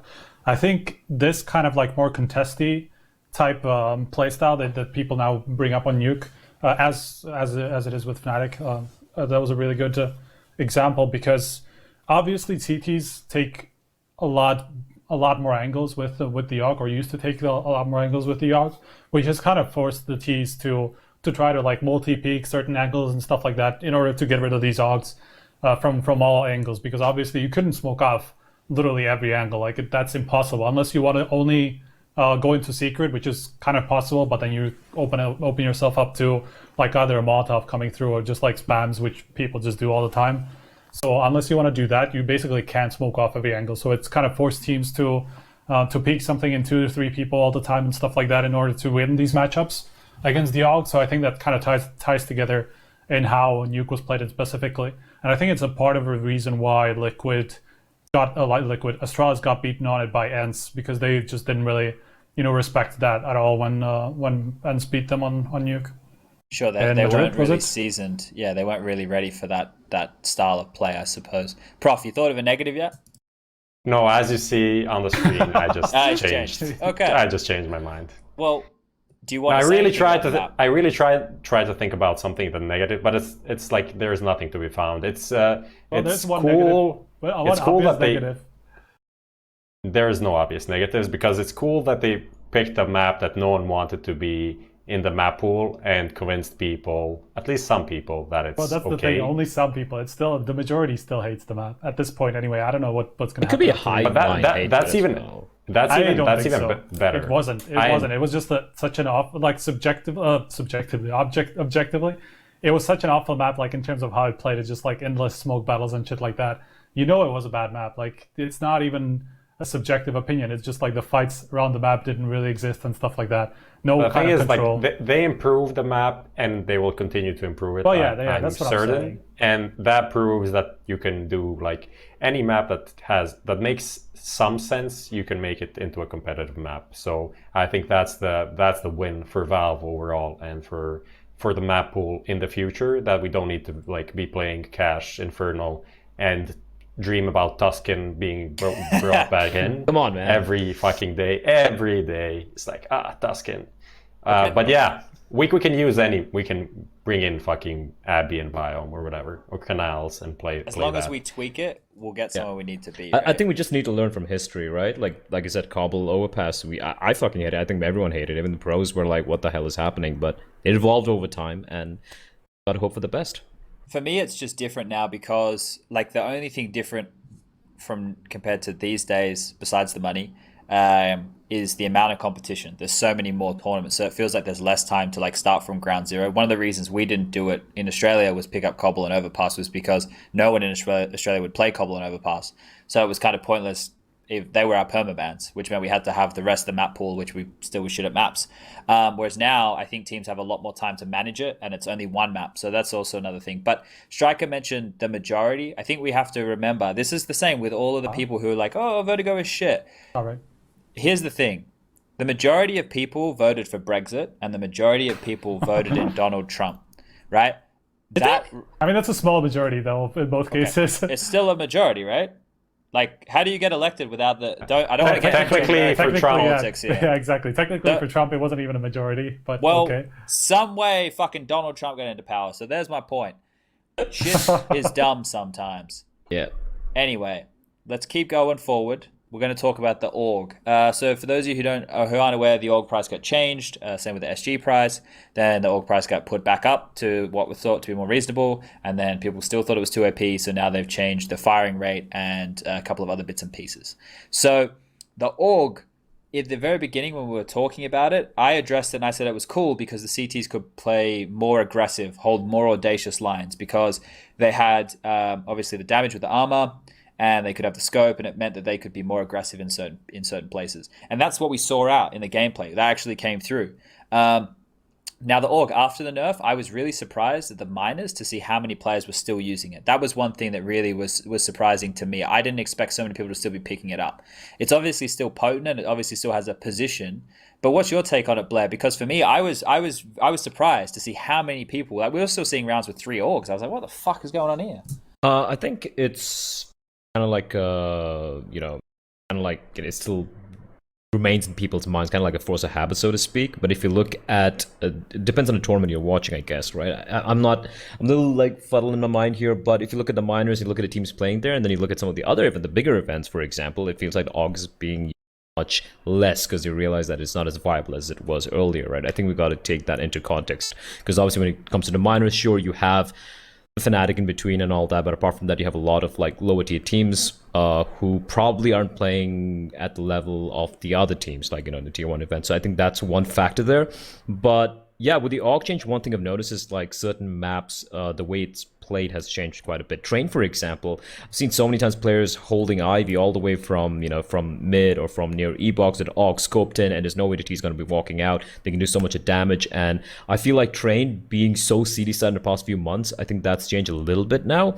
I know we haven't seen too much of it because I haven't had a chance to watch that many Train games, but I think that's one thing that's going to change, is that certain maps which were feeling a little too CD-sided might have changed a little bit right now. I think earlier Train, like a 12-3 scoreline earlier this year was kind of expected, but now it's more like the 9-6, 8-7 halves that we're seeing more often. And yeah, with the rise of the Krieg, I think it's a new meta here. Did you statistically, Striker? Sorry, you maybe didn't take much notice. I know we made note of it in one event going into some event, I forget. But do you feel like the games have become any more T-sided, or do you think it's just the CTs can't be as aggressive? They have to play a little bit more passive around certain angles? I haven't actually noticed like a massive shit outside of the Train stuff, which I do agree with, that it has kind of shifted back to what it used to be, rather than like being pretty damn obnoxious for Ts to even peek anything, basically. Like any sort of long angle they peeked, there was an AUG waiting for them somewhere. So that was pretty obnoxious, and they had to solve it by like endless executes with smokes all the time, because otherwise they just lost aim duels unless it was an out peeking. And even in that case, I think that the Ivy example is pretty much the best thing that you can point out at this point. Also, like kind of Z to or like connector to T main. Yeah. And then like obviously previously the Ivy was played that a guy with an M4 was just jiggle peeking, and then potentially like peeking with a flash, like banking the flash off the Train and then just trying to peek off that. But now like people were just holding the angle with the AUG and being able to out duel ops with it, which just didn't really happen with the M4, obviously. So in that way, it's kind of shifted back a little bit towards the Ts, just thanks to the AUG not being as oppressive. But I think it's still pretty good, and it still makes the Train, especially like Train, and I would say even put Nuke into that position as well, because there's quite a lot of long angles there as well, especially outside, obviously. But yeah, those two maps I feel like are still quite CT-sided. On the rest, I didn't really notice any real a massive shift there or back in the past couple of months, I don't think. Here's some curious figures. This is obviously, now Bled just did mention that this isn't necessarily all tier 1 teams. A lot of them are tier 2, tier 3 teams playing within the minors. But here's a couple of interesting things. From the Americas minor, the SG was used roughly 20% like of kills came with the SG. And the AUG still had 8% use. That's in the Americas one. If we compare that with Europe, let me find it. If we compare that with Europe, Europe had SG at only almost 10%, so that's 50% less.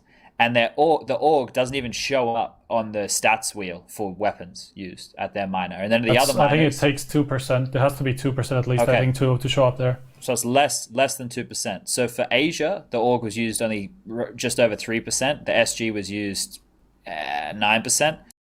And then Russia, well, the CIS might have been the last one. The SG was used. Just call it Russia, whatever. Just Russia. The SG. That will offend some people. Oh, yeah. The SG was roughly 11%, and the AUG was roughly 6%. So surprisingly, America was the one who was still using it, the line share. Had the update had definitely come in because it was on the same time as the European one, and it remind me been when for the ages. update happened. I just want to quickly check. It was before Cologne, right? Well, I'm looking for. Wait, let's see. The AUG update was during EPL. Oh, there we go. June 19th. I just needed the date. Oh yeah, it was before Cologne. Yeah, you're right. Yeah. June 19th. Okay, give me 1 second. I'm just gonna go through. Okay, I'll just put it in the. Don't put at the end of that week, because. It's probably like early July, right? It's probably more accurate. So Dap says, I know NAF likes the AUG a lot still, but Train, Nuke, Mirage are probably the best maps for it. I think like maps where you can do a lot of shutting down from a distance, it's fantastic. But it feels like being in transition with that weapon, you'd feel really vulnerable, right? Like, ugh. Just gonna put some stats up there, right? I went from July 1st, so that's gonna include. I'm just gonna quickly go through the events as well. So events like ESL One Cologne, MDL, Blast Pro Series Los Angeles, Europe and Americas minor, not the CS one because I put the top 20 filter there, and then I am Chicago are the biggest events that this includes, and I'm gonna send it to Lucas just so we can. There you go.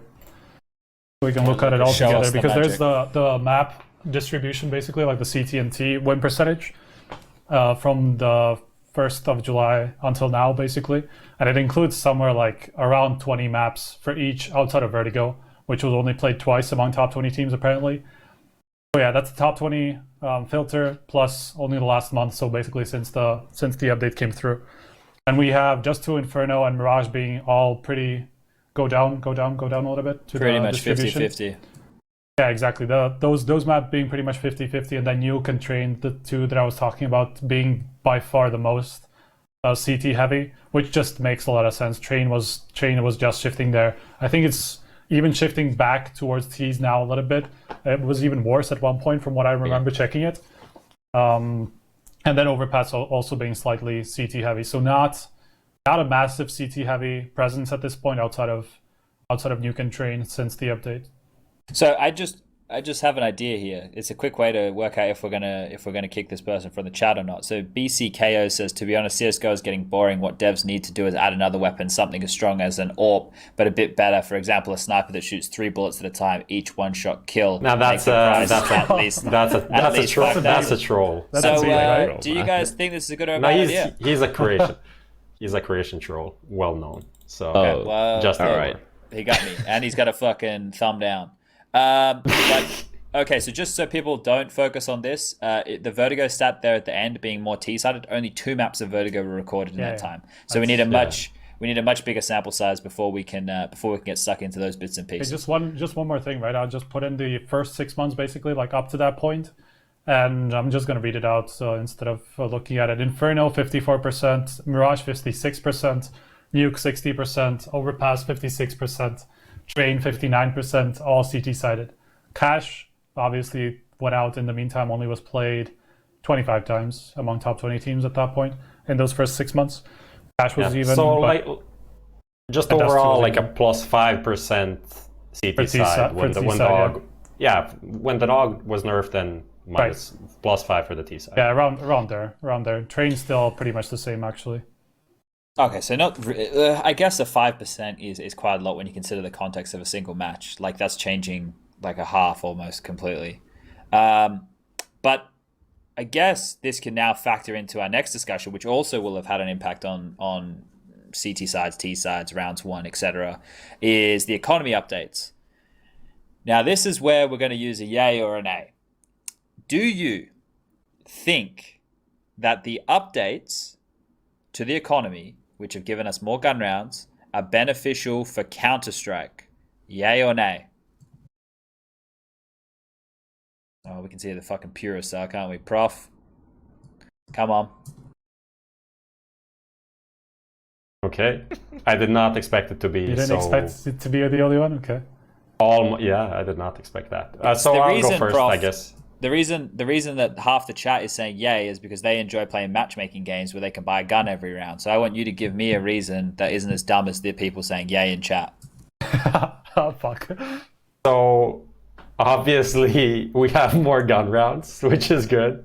No, the thing is, I think it's less volatile in terms of just these key rounds that can, in some situations, just like if you lose the key rounds, you're completely wrecked because you go down 5-0, you win one round on the T side, you lose the next one, you're down 7-8-1 before you had like 2 buys. So that I think having less of that is okay because it makes best of ones more how do you say it, not relevant but less, you can't write them off, right?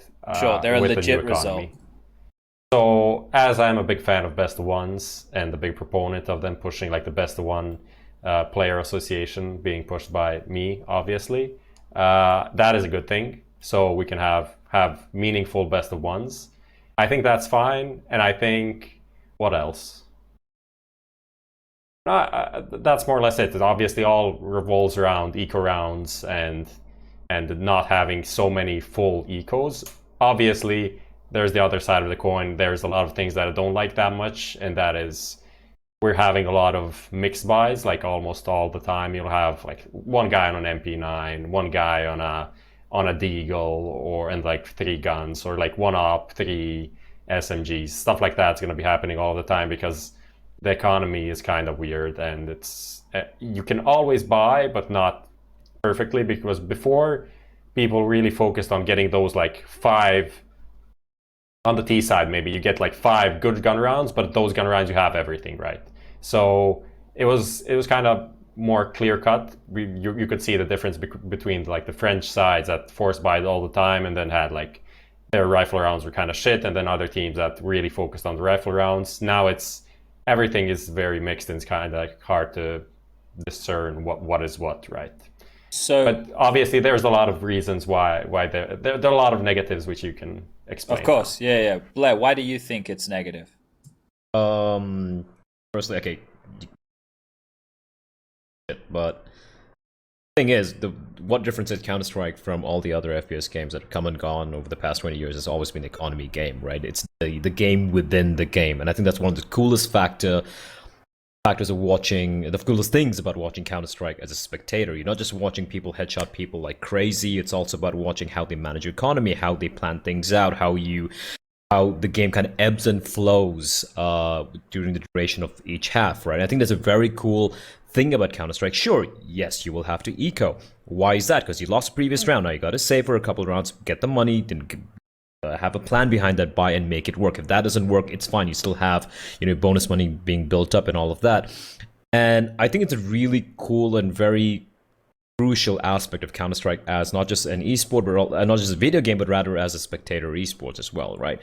And with the new economy, that kind of takes quite a bit away from that. And yes, you get to see more gun rounds, but for me personally, it's not about just seeing the gun rounds, it's about seeing the game getting played out, not just about each individual round being just people going at each other with AK-47 or AUGs all the time. And I think that's one very cool thing about CS that has been taken away because of this new. Have we lost him? It cut out a little bit. Not sure if he's dropped completely. Can you hear me? Oh, there we go. Yeah, we can hear you now. That's all right. We lost the tail end of what you're saying, but I think we got the gist of it. Yeah, I was just to wrap up what I was saying. I was just saying that the new economy is taking away that cool aspect of Counter-Strike when it comes to the economy side of things, which I love watching and playing, and I think many people do as well. That's one of the nuances that it's like a cool thing to be able to convey to a viewer why like losing or winning a clutch has such an impact on future rounds. We have definitely lost that. Strike, you got anything to add on top of this? Well, in general, it has made matches a little bit less streaky, in a sense, I guess, at least from the start. Like the starts of matches, like pistol rounds have a little bit less impact than they used to, because while like round 2 conversion kind of went up because like a lot of teams now take an eco second round instead of, like a forced buy second round, like a half buy second round, which obviously gave you a better chance of winning that second round. And they just take a full eco and then buy up a third round. That's kind of like the meta now, or has been for the past half a year, outside of teams like Navi who just force buy second round, whatever happens, basically. It's made those the starts a lot less one-sided. I even went over this like late last year, and the numbers kind of supported it, that the 2-0 conversion on both sides kind of went up, but then the 3-0 went quite a lot down, same as 5-0 and further on. So it has made like those pistol rounds especially, it has made a lot less impactful, or significantly less impactful by something like 5 to 10%. I think it was like from a team winning both pistol rounds, how often they won before the update and how often they won after the update. This is kind of outdated numbers though. This is like late, like I said, late 2018. But from what I checked like quickly, I feel like it's kind of around there still. So I think I'm not too wrong in saying that it has kept up in that kind of trend. So I guess that's a good thing, because nobody really likes to watch teams go like 6-0 based on like a pistol round, but then the first gun round went. And then the other team not being able to respond because they basically just keep getting reset. And then they go 6-1, obviously get reset. The reset part has kind of been solved. But at the same time, I agree with basically everything that Bless said regarding, the economy not being as impactful, which obviously is both a good thing and a bad thing in the sense of now you just buy up basically all the time. And then you have the factor of teams who are ahead, getting kind of punished later on. That's kind of been, or at least partially been solved with the fact that you can't go past the 5-round limits anymore. It's stopped Thank God at 5 they rounds. fixed that. I can't believe that even got through the net. That's That was true. broken. I'm not even sure if that was on purpose or not. Nobody really ever said. They just said, okay, no, it's just 5 No, rounds. it was. I tweeted at them when the update first came out. They did the Was thing, it on and I purpose said, or not? Are you saying? I think I replied to their tweet saying, "Hey, I forget the wording of it," and they just replied with basically a copy and paste from in the update. And I was like, "Well, I guess that means this is intentional from you then." But anyway, So you are back saying with it your is point. intentional. I'm pretty sure it was intentional because it That's literally what I came. thought too. It came up on Reddit the next day by someone explaining the whole thing, and when something like that pops up on Reddit and gets 2,000 upvotes, if it's a bug, it gets fixed. So it wasn't fixed until a week or 2 or something. Even more. It was way more, I think. It was way more. It was like a month or 2 even. Yeah, it was a long period of time because it took the players a long time to push back on that kind of stuff, right? Yeah. I was literally at breakfast of events explaining to players how bad it is, this update. I don't think people still really understand how bad it is for the CT side. If you're off to an awesome streak of 8 rounds in the beginning, but you're having a bunch of close rounds that are 2v2s and you keep winning them, and then you eventually get broken, you can lose the game, or you still win the half, but the half score could be 8-7 or something like that in the opposing team's favor because the money control can completely spiral. And I want to grab something here because the people's viewpoints of people who are writing comments in the chat are the viewpoints of the people at home who have never played professional Counter-Strike. So I want to try and explain to them why there is a bad point to this update. Right? Someone, I think this is meant to be something Drift, or I don't know, whatever this guy's name is, SMTHGDRDFRT, whatever the fuck his name is.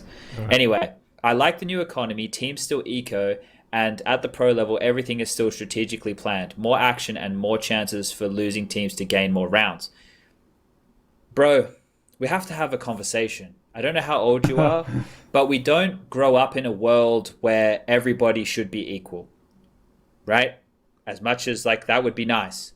We grow up in a world where there is equal opportunity, right? Let me try again. Well, that's not we true. should grow up in a world where there's equal opportunity. It doesn't mean that we'll have an equal outcome. We don't want an equal outcome. There's nothing worse than 15-15, right? That game of Counter-Strike doesn't tell you anything. If you're the better team, you should be able to handedly beat the opponent. You should be able to punish them at any turn. Competition in any facet. If I stepped into a boxing ring with a professional boxer, I shouldn't be able to win a round. I should get owned, right? I shouldn't be close at all. Now, obviously, we're not talking about that here, but we're talking about the best team in the world having a 16-14 scoreline against fucking MVP. Now, MVP always come prepared on Nuke, so maybe a bad example, but an example nonetheless. And I think that having more gun rounds afforded to teams who don't necessarily deserve them, the fact you get $3,400 and you can plant the bomb consistently for the T's, they're able to have a gun round every single time. The CT doesn't have that opportunity. Not only does it remove a lot of ability to punish your opponent, what that does is that takes the gravitas out of rounds. If you're at the scoreline of 12-12 previously and you won a 1v3 for your team and it was going to break the opponent's money, that 1v3 from a storytelling perspective meant so much. But that part of the story is actually gone. So you guys saying that it's less boring for viewers, it's actually more boring for viewers because you get more of the same for 25 plus rounds and then the last 5 rounds are interesting.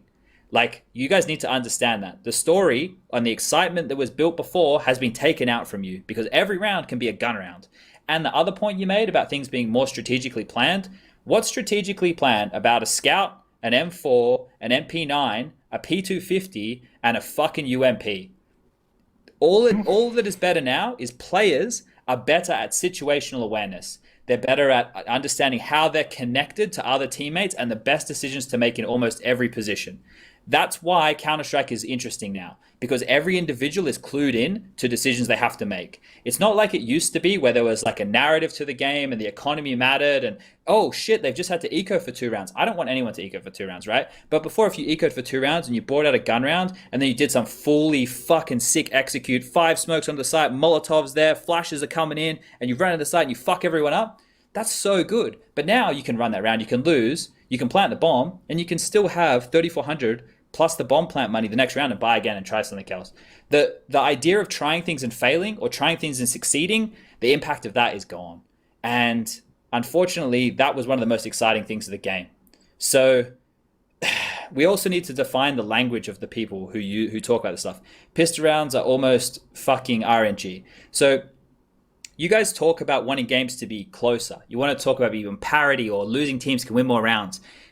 By saying a pistol round is random, what you are saying is that round is a coin toss, which would actually mean that round is 50-50.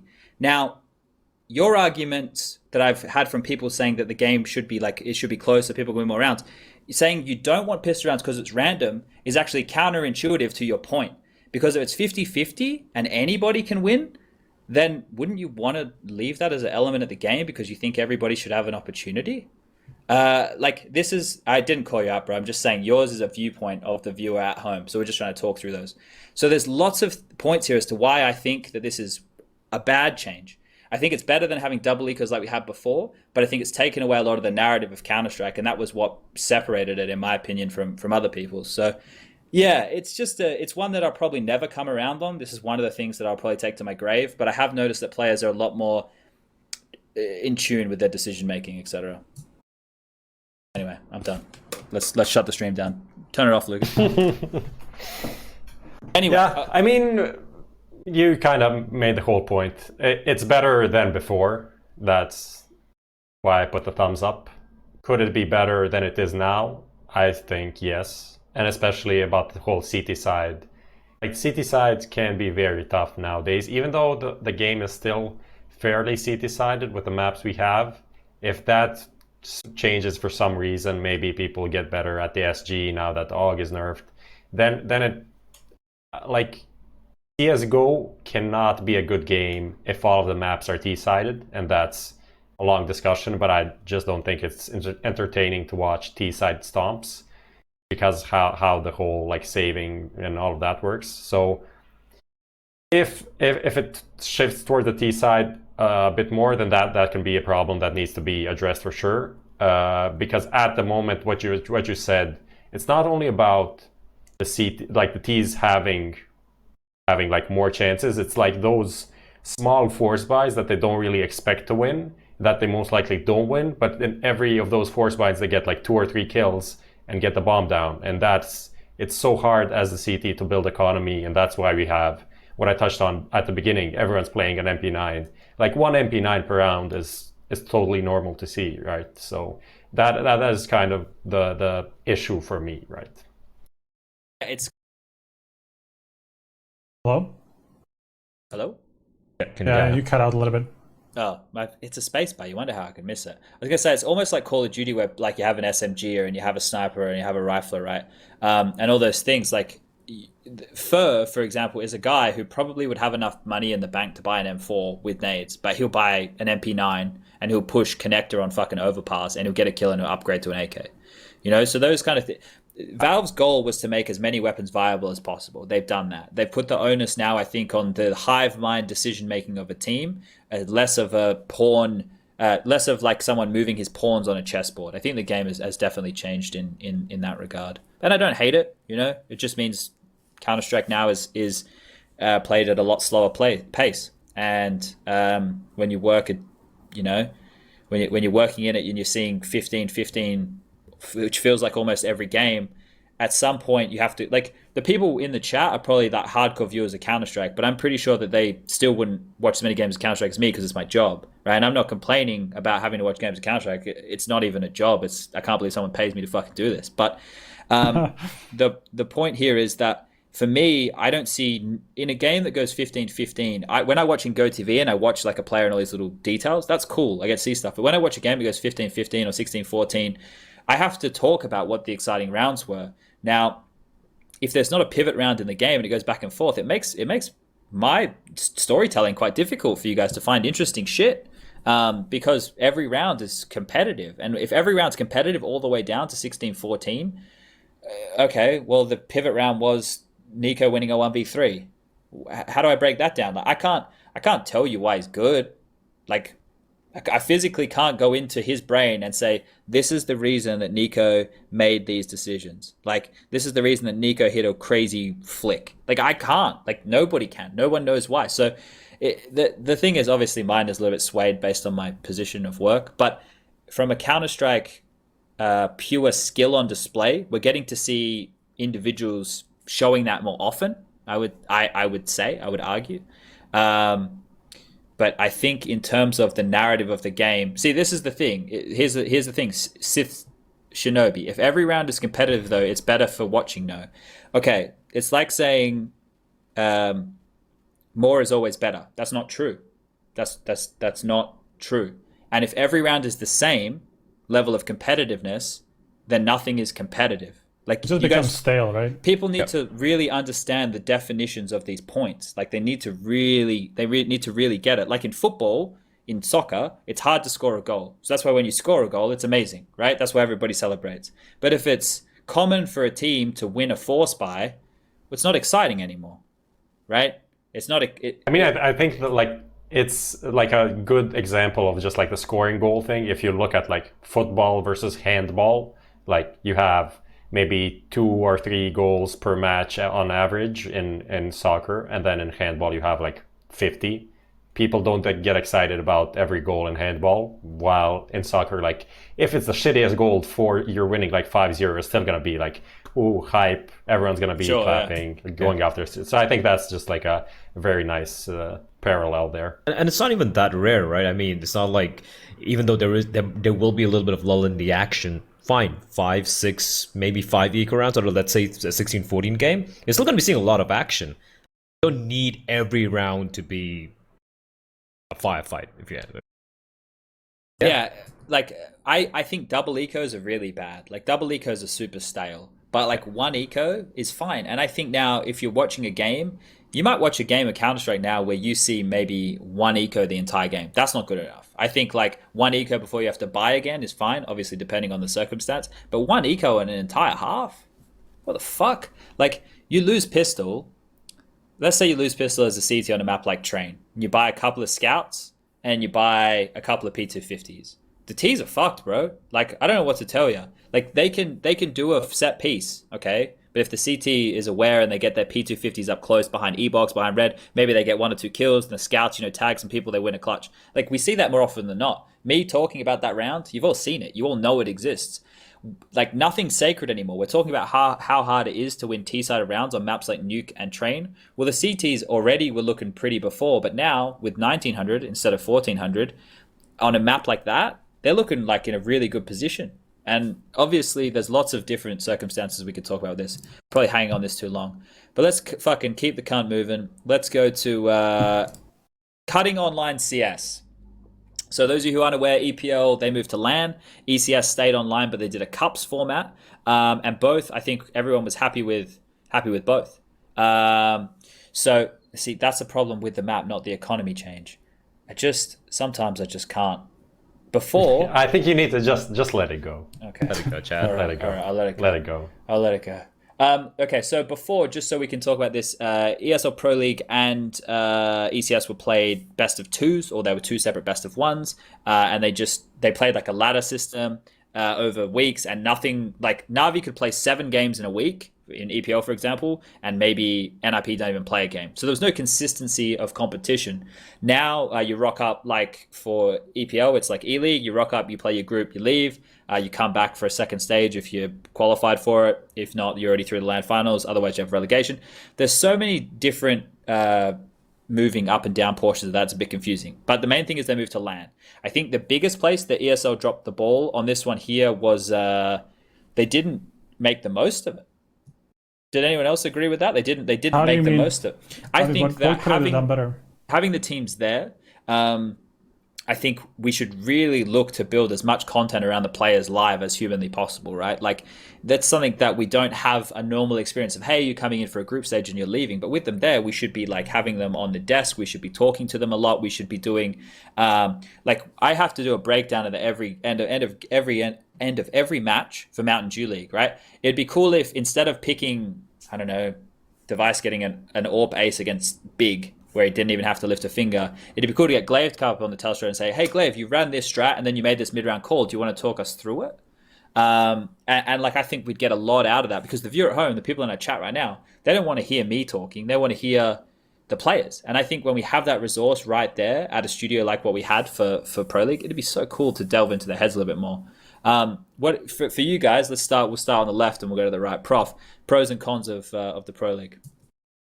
I think I didn't really feel the lack of matches. Like overall, there were less matches. Obviously, less top tier CS being played. If we include online CS as top tier CS, but like top tier teams playing CS, right? There was less of it, but I didn't really feel the difference, especially because over the years, my interest in online CS just dipped for a lot of reasons. I think everyone's did, so no need to really go into that. So from that perspective, I think it's okay. I didn't really, the negative part of that wasn't really felt. Moving it to LAN, some matches were pretty exciting. Obviously, some issues from my perspective with the format. ESL tried to do their best with a round robin, but I really don't think it's the best format. Maybe they can change it for the next season. Who knows? So I think the format was kind of the downturn, because if you have LAN matches, then you want every match to mean something, and a lot of matches didn't really have any meaning because how the group stage worked.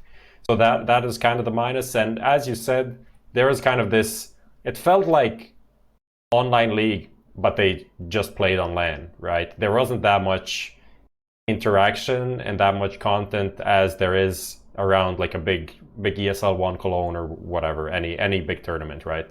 So obviously that also costs money, like putting in the production, getting in all the behind the scenes stuff, but there was, as you said, there was more that could be done to make it a kind of a more exciting experience for the viewers. The new graphics package was pretty cool, so that was something. Striker, you got anything? The format is probably one I guess you want to dig into. Well, the format, sure, but in general, what I thought at the beginning anyway was that the downside was going to be that the teams, such as in Astras, what they did last year, for example, how they basically improved was through quite a lot of time off, basically off LAN events anyway. They didn't have to travel, but a lot of matches in the Pro League where you could see the improvement basically from week to week if you followed them a little bit more closely. You could see that within like 2 weeks they improved quite a bit, and then you could see like them adding a certain like a nade strat to some things, and you could see that improvement over time. And I'm sure the fact that they actually played official matches in the meantime helped a lot with that progress. So we obviously lost that part because we no longer have online CS for these teams, and a team like Astras, sure, because of skipping a LAN event. But they skipped something like almost 2 months in a row. And in that time, they only had practice where obviously the results will not be completely telling of where your form is and stuff like that. While in the official matches, sure, people don't really put 100% into a lot of the time, but they will still be more focused into it than in a day in, day out kind of practice match. It's still going to be a little bit more focused than that. So you will have a better gauge on where you've improved, what is working in an official setting, what isn't working, and stuff like that. So I'm a little bit sad about that part, because now those teams that don't really get to play a LAN in a quite a long time don't really have a place to test out how good they actually are, and they have to kind of wait until the next LAN comes around to figure that out. So that's, for me, the main downside. Do you think that if we had like classic leagues, would Astralis keep their form over the period? I think it would have been more possible for sure, because the way that they just like came back from that break and looked like a very different team was just so such a big difference that I feel like it must have helped, especially with like things like the AUK coming around, because they would obviously have just more time against the weapon and figure out how to play against it and stuff like that. So I feel like they would, yeah. It also keeps the ring rust away, you know, even if you're just playing an official online is still an official compared to nothing, right? Prax, people can lose focus. Blair, you were obviously taking part in the Asian Oceania version of this. From your standpoint, right, you got to see the teams playing online, but in the, I want to say same format. It's obviously not the same. There's differences. But how did it look like it unfolded for you compared to previous seasons you've seen run out of Asia for Pro League? Well, I mean, I think this was obviously it was played online, right? So that was a big difference from EU and NA. But I think it was way like earlier. It felt like, all right, guys, Pro League, Asia's got a slot, so we're gonna have a very quick qualifier. All right, so 2 slots for China, 1 slot for SC. It was kind of very random as hell, and Tyler would win all the time. Very honest, but the season was great. It was great for the fact that we saw all the top teams play. We saw the regions play against each other. They played multiple times. One thing I still have a gripe with, which is the same for EU and NA, which Prof brought up as well, the format. I really would love to see a double elim best of 3 being played out, since you have small groups of 4 anyway, right? And just bringing these games out. So I think that would have been the ideal format. So many of the games that were played, well, knowing the level Asian CS is, when some of those games are meaningless, it was a little rough for my mental health. But apart from that, yeah, I think it's definitely an improvement. I don't know about the it becoming a LAN down the line, at least in Asia, because obviously Asia's a much bigger continent. Yeah. Logistics makes no sense, and also looking at the viewership that you will get for some of these Asian teams, at least in Asia, it makes no sense for me. So I do believe it will remain online for the future, unless Tyler win the major or something. Yeah. Well, we get I think that some of the cool things, because there is a contrast here. North America and Europe are obviously very far ahead of the rest of the world. There's no doubt in that regard. But having a league, like we always used to have leagues back in Australia. I'm sure everyone had online local leagues, and they were a very important tool to keep you kind of match fit, right? And I think by doing what they're doing now, there are obviously a lot of online leagues within Asia and Australia, I know that. But what they're doing with the Pro League here and putting a slot at the end of it, these teams are playing with almost a LAN intensity, because it's an opportunity for them that only comes around so often. This is what I think the viewer at home may not realize. It's a lot more than it was. Once upon a time, I think we had 3 a year that you could go to from Australia. ESWC, WCG, and maybe that was it. Maybe it was just WCG and ESWC. That probably was it for a while. I know that like WEG and like those kind of came around, WSG, etc., all came around for a little while. There was CPL Singapore in like 2005 and shit. But the point here is these guys are getting an opportunity to play like this more consistently. So that's only going to be a good thing for that region. You're right, though. The logistics, I mean that it's probably going to be way too hard for them to ever move it to LAN. I'm just gonna interrupt you there, though. Like, when speaking to some of these players, right, like you would think, considering they have so many opportunities to play like at Pro League, at Cologne, all these qualifiers are there for Asia, you would expect them to play like with that LAN intensity like you mentioned. But speaking to a lot of these players, it's not there. Taking Tyloo and PK aside, you speak to these guys, they're like, yeah, they're so good, they're so much better than us. I'm like, okay, why are you even playing then, right? They go with this losers mentality where they don't think they can beat them, many of these teams, and yeah. There we go. I don't really see it. We see that at the moment. I think were we talking about this the other day, Prof? Where it's like teams are even saying this with Liquid at the moment. It's like, yeah, even if you think they're the best team in the world, you don't want to be vocalizing because you're making it real, right?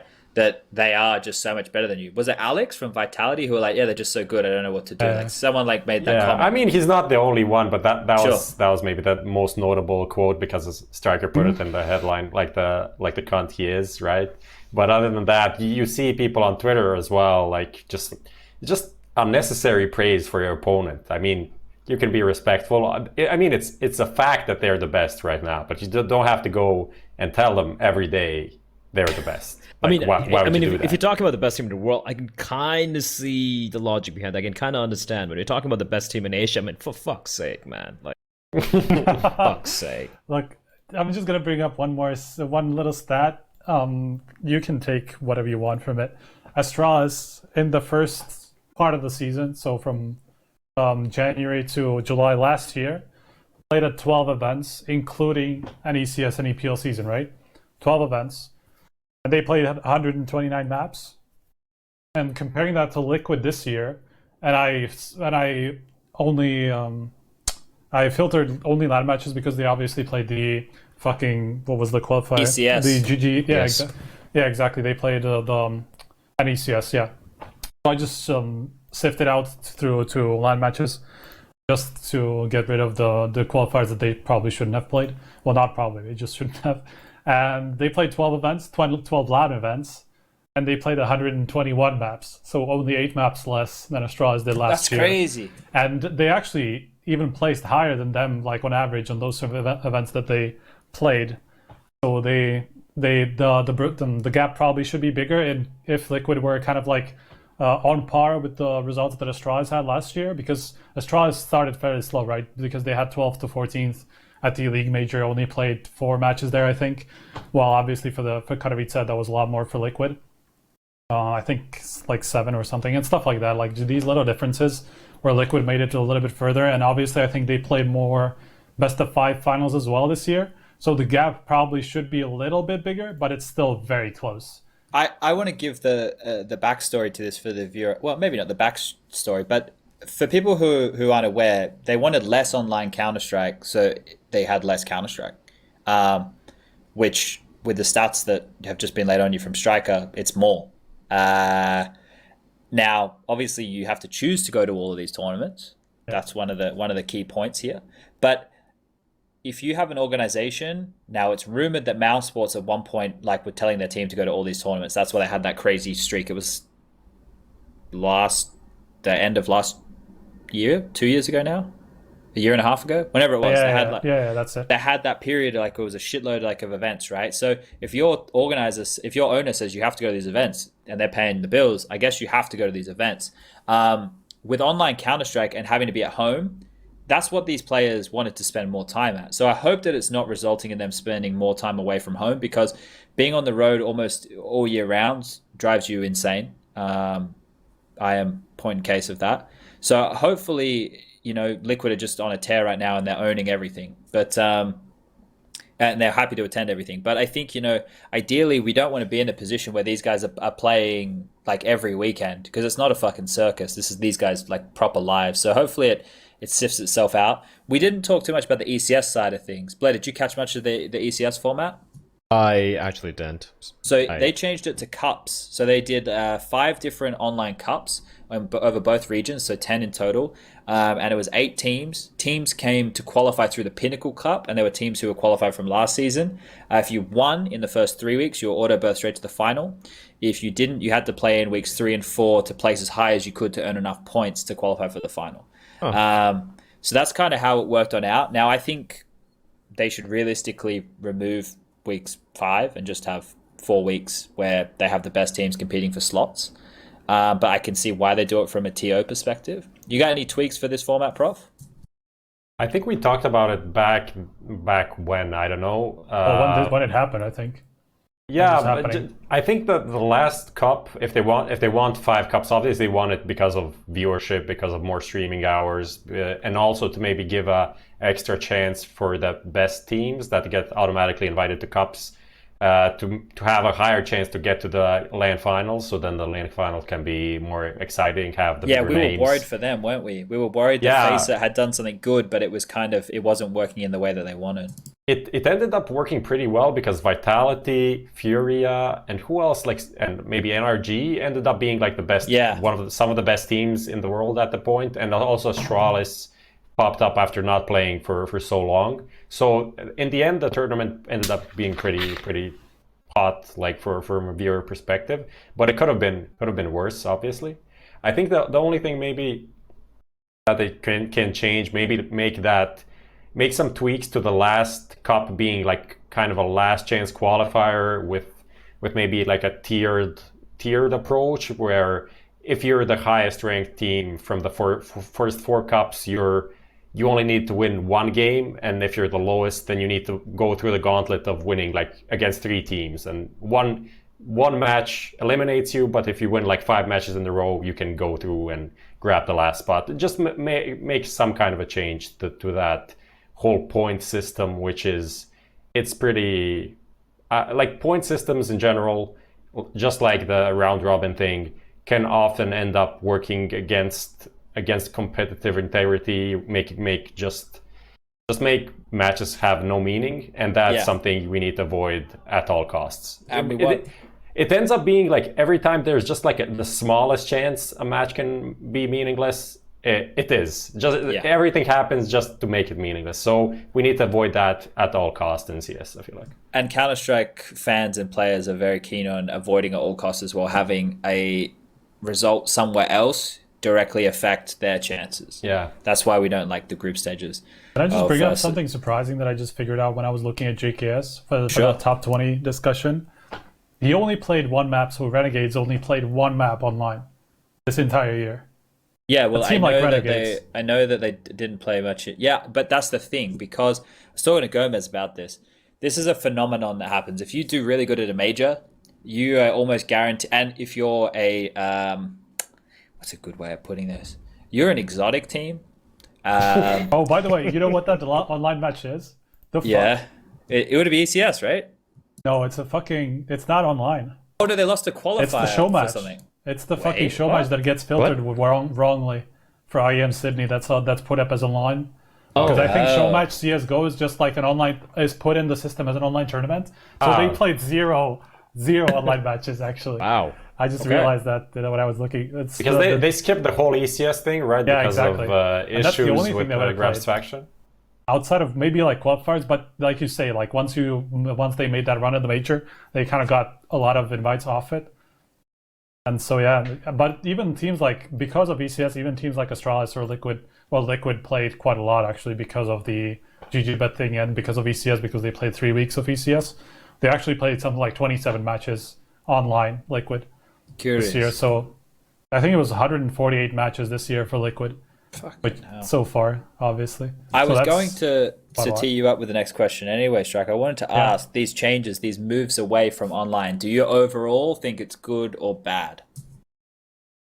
I would say it's overall good, just because obviously there's so much offline CS or LAN CS that there's just no space. But adding anything more would be just too much. Would love now for the tier 2, tier 3 teams if they would elevate ESEA, Mountain Dew League, if they could restructure that almost completely so it was like Pro League of old but done better, because their whole thing is dealing with a bigger sample size of teams and stuff, right? That would be really cool for that level of team who aren't going to events all the time, because I knew when I was playing the biggest struggle was trying to just compete enough. You're hungry to play in any tournament. That's why I played in an RGN LAN until 4 a.m. in the morning with an incompetent cunt running the tournament. But you just want to play. So for the teams who, maybe don't have a huge, because there's always young kids coming up, who are playing. We even have Gambit youngsters who are all 18 or younger. That team right there would be a perfect one to throw into the realms of Mountain Dew League to be playing consistently at a high level. So hopefully, everything elevates. It's like DreamHack Open tournaments. I think they clearly know their place and they know that they're catering more to the tier 2s, tier 3s, which is fantastic. I actually think DreamHack Opens are some of the most important tournaments that we have in the entire infrastructure of Counter-Strike. I think obviously the big ones are very important. And there's some showboaters who put on big events but don't do very good jobs. And then you have, I think the DreamHack Opens would come in after the big events run well, because they're so important to giving people experience and feeding. It's like the gateway to top tier CS basically. I think it's important because DreamHack put on a good quality, they have a good level across the board. So anyway, I'm fucking talking for no reason. I just want to add one thing about the whole thing that you touched on about elevating MDL, and the issue with that is, I won't go into all the details because it's a very complicated thing, but the way MDL in Europe, especially, NA is a different beast, but MDL in Europe is kind of bullshit as a gateway into Pro League, because it lasts so long, and all of the teams that are we just saw ENCE pull out, Vitality made it through, but almost mega tilted on the last day of that global challenge, as we saw, because they played so many games to get there. Barely made it, because as you are a team that is worthy, you become a team that's worthy of being in Pro League. You also play all of these big tournaments, and then just scheduling the MDL matches becomes a nightmare. And if you want the MDL experience to be like a good league that people can tune in and watch, you need to have a decently organized schedule, which is impossible when people just like push all of the matches until the last 2 weeks or 10 days or whatever the fuck. So my thinking is that MDL just needs to be completely restructured, or the qualification for Pro League needs to be restructured in some way, allow wildcards or something like that for teams to qualify into Pro League, and then those great like top teams can be in Pro League and fuck off from MDL, and then in MDL we can have teams that actually can prioritize MDL over other things, right? Or it could be like a type of a slightly like a type of a King of the Hill style, where ESL just ahead of the MDL season, they just decide to invite like a Vitality, who are clearly, you know, rising in the ranks, are becoming like a top 10 team, and they just put them in the relegation process completely, right? In some sort of a sense where they don't have the spot immediately, but you know they have to go through the top MDL teams, the best ones, to go. That should exist now. Like that is something that is almost allowed to be just to exist with the whole relegation process. Oh yeah, that's true. From EPL, where it's going to be like 4 teams playing like a, I don't know, some kind of a tournament for the last EPL spots. But the problem is that there are no invites into that. Yeah, exactly. It's just from MDL, and just like the absurdity of MDL still being single elimination playoffs, and the crazy example where they go 17-0 in MDL, like the regular season, lose 1 best of 3 and they're out, so they need to wait another 6 rough, months. To be honest, yeah. Not wait, but fight for another chance. After do it all again. I think that the wildcard suggestion is a good one. We've obviously had it before, but that was a Virtus Pro situation. The community got quite butthurt about that one. But in the future, obviously, there should be a way that they can work that out. I think that it's quite clear now where the lines need to be drawn in terms of how things should be organized. But let's keep this fucking train rolling, because we're past our deadline. It's late where Blair lives, and we got to do these fucking predictions. So 2019 is still upon us, surprisingly. We had a couple of months left, more than that, but we still got half the year-ish to go. Blair, we did this last time, and we just wanted to go for some they don't have to be ridiculous, but like from the top of your head, what are some very broad stroke or even specific predictions that you have for 2019? Specific and semi-bold. They don't need to be full bold, but I think Astralis are gonna end the year as number 1 team. Oh, all right. That's pretty bold. That's pretty solid, yeah. Do you have rationale for that, or is it just a gut feeling? It's hard to rational, to be honest. It's kind of a gut feeling, but I'm just gonna give it a go, right? Right, major champions, they had a drop off, right? They had a couple of blast wins here and there. They've had a drop off. They came out in groups. I think, was it Pro League and ECS both? Where they came out. Only ECS. Only ECS, yeah. Sorry. Playoffs. Yeah, and then for Cologne, they did manage to have a pretty decently deep run. I know they weren't in the finals and all that. They beat who? NIP, Fnatic, pretty convincingly. They lost to Vitality, who are playing pretty damn good right now.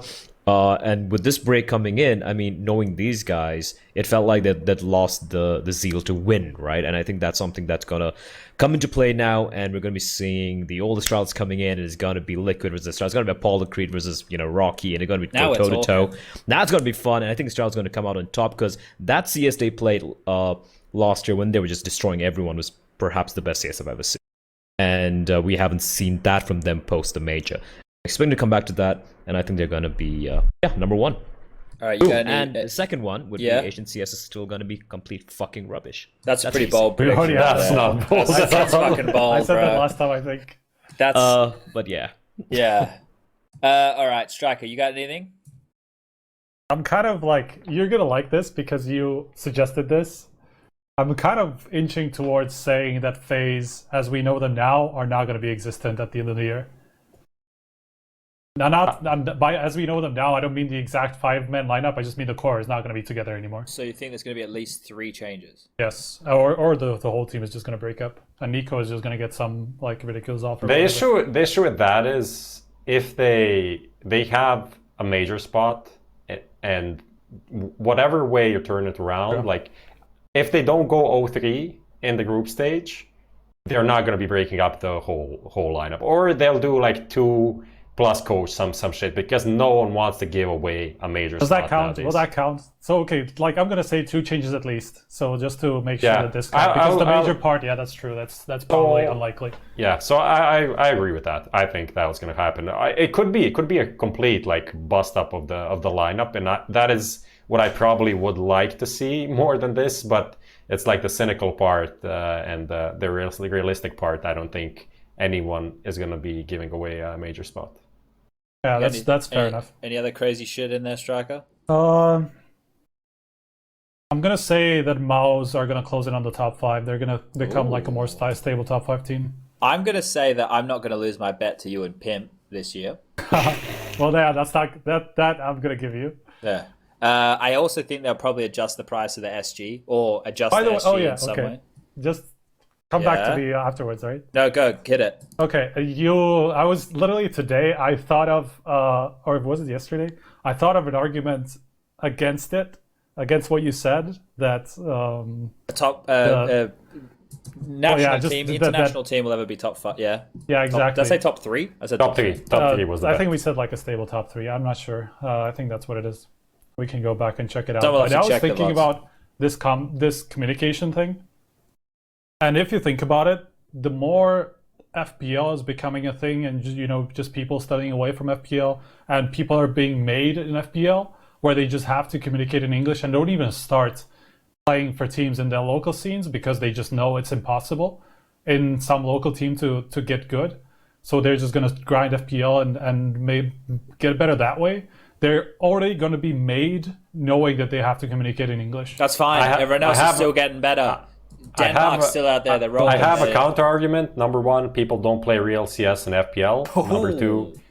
Number two, people, even if they communicate in FPL, they don't communicate in the way that you need to communicate about strats, about like tactics, about the way you want to approach the game. Do you play like the style of CS? You don't talk about stuff like that. And conveying those ideas in a second language is hard. Well, what I'm saying is that those people will be already like preparing for international teams in that way, right? Obviously, I'm just saying they're not going to start in the local scenes. They're just going to start internationally completely from the start, which I think is going to push that boundary a lot.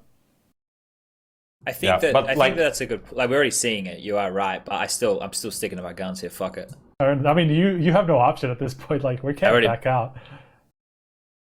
By the way, is the bet like that both Striker and Pimp get $1,000 and pay each $1,000 to SPUNJ? How does it work? If I do they split $1,000? If I lose, I send them €1,000 each, but when I win, they send me €1,000 each. Yeah, okay. Just wanted to get that confirmed. Yeah. But we don't need to talk about me losing because it's not going to happen. All right, Prof, you usually have some outlandish shit. What do you got? I don't really have that. I didn't really think about outlandish shit. I was just. I think the Brazilian thing is interesting, but I'm not sure where I'm leaning there. Like MIBR against Furia, who is gonna finish the year on top in Brazil. Because betting on Furia is not that. It's pretty risky in itself. But MIBR at the same time are in such a weird position. However, KNG looking likely for them. Who's going to end up on? I'm not really set on a prediction in that. I don't know if any of you guys wanna pick up who the best team will be. And MIBR, MIBR and Furia. MIBR will be the best team. You see what's going to happen. Fucking KNG is going to come in here. He's going to breathe some fire back into the bellies of all these cunts, and they're all just going to start wrecking people. Because that guy fucking, he loves Counter-Strike. And he's going to bring that love for Counter-Strike back because he hasn't made it in the same way as all the other guys. He's going to show them what that fucking hunger that they once had before was, and they're going to come out and they're going to rip some fucking heads off. They're going to be exciting, and I'm going to love it. And Cloud9 not so bold prediction. Oh, come on. Wow, such a bold prediction. What did he say? Sorry, top 20. Let's be realistic here. They already are top 20. Are they? No. Cloud... They are 20th. They are? What the fuck? Okay. I literally my prediction is about ends, obviously. Obviously about ends. Okay. They're either outside of the top 8 or they make a roster change before the end of the year. Oh. Do you think that roster change will be Sunny? Has to be. I don't know. I don't. Maybe not. Who's there? I'm leaning toward. My prediction is it won't be. Okay. Who do you think it'll be, Striker? What you mean the roster change? Yeah. I mean, at this point, I don't think there will be one. Oh, I think maybe by the end of the year, but like at this point, I really don't see a reason. I think this whole There's sure so they had a many bit of a reasons. downturn, but I don't think there's a massive reason for them to change at this point. I think it would be too early. So do you think they'll stay within the top 8? Yeah. For the end of the. Yes. You think so? Yes. Okay. I think a thing to keep in mind for people who might just so we are all on the same page here. After this major, the time between this major and the next major is going to feel like when you're a little kid and you're sitting in the back seat of your parents' car and they're driving down the 9 highway, months, right? And you're saying, "When are we there?" And they're going to say, "We're almost there." That's going to be that whole 9 months. You're going to just be sitting there, and time's going to go so slowly, and you're going to hate everything, and you're going to cry. Usually I don't remember if we ever had that. We had big breaks, but not. No, this is the longest one by far. By far. Are you sure? I'm trying to remember. Because this is the major starts in right. August, and the next one is in right. May. That's fucking a lot of months. I don't do math. So Holy shit! Yeah, that's like 9 months. Yeah, that is 9 months.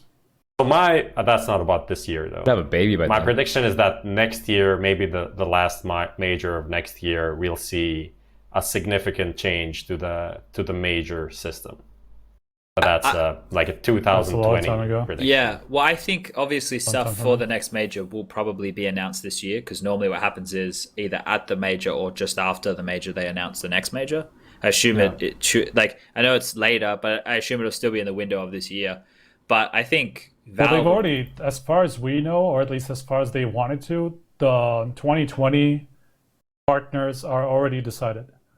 They should have been decided by the end of June. I haven't actually heard anything about it, but... Okay, so just with my little bit of inside gossip, I'm not saying it is or it isn't decided. I'm just saying normally Valve say, we're going to let you know by this date, but then they let you know like a month later.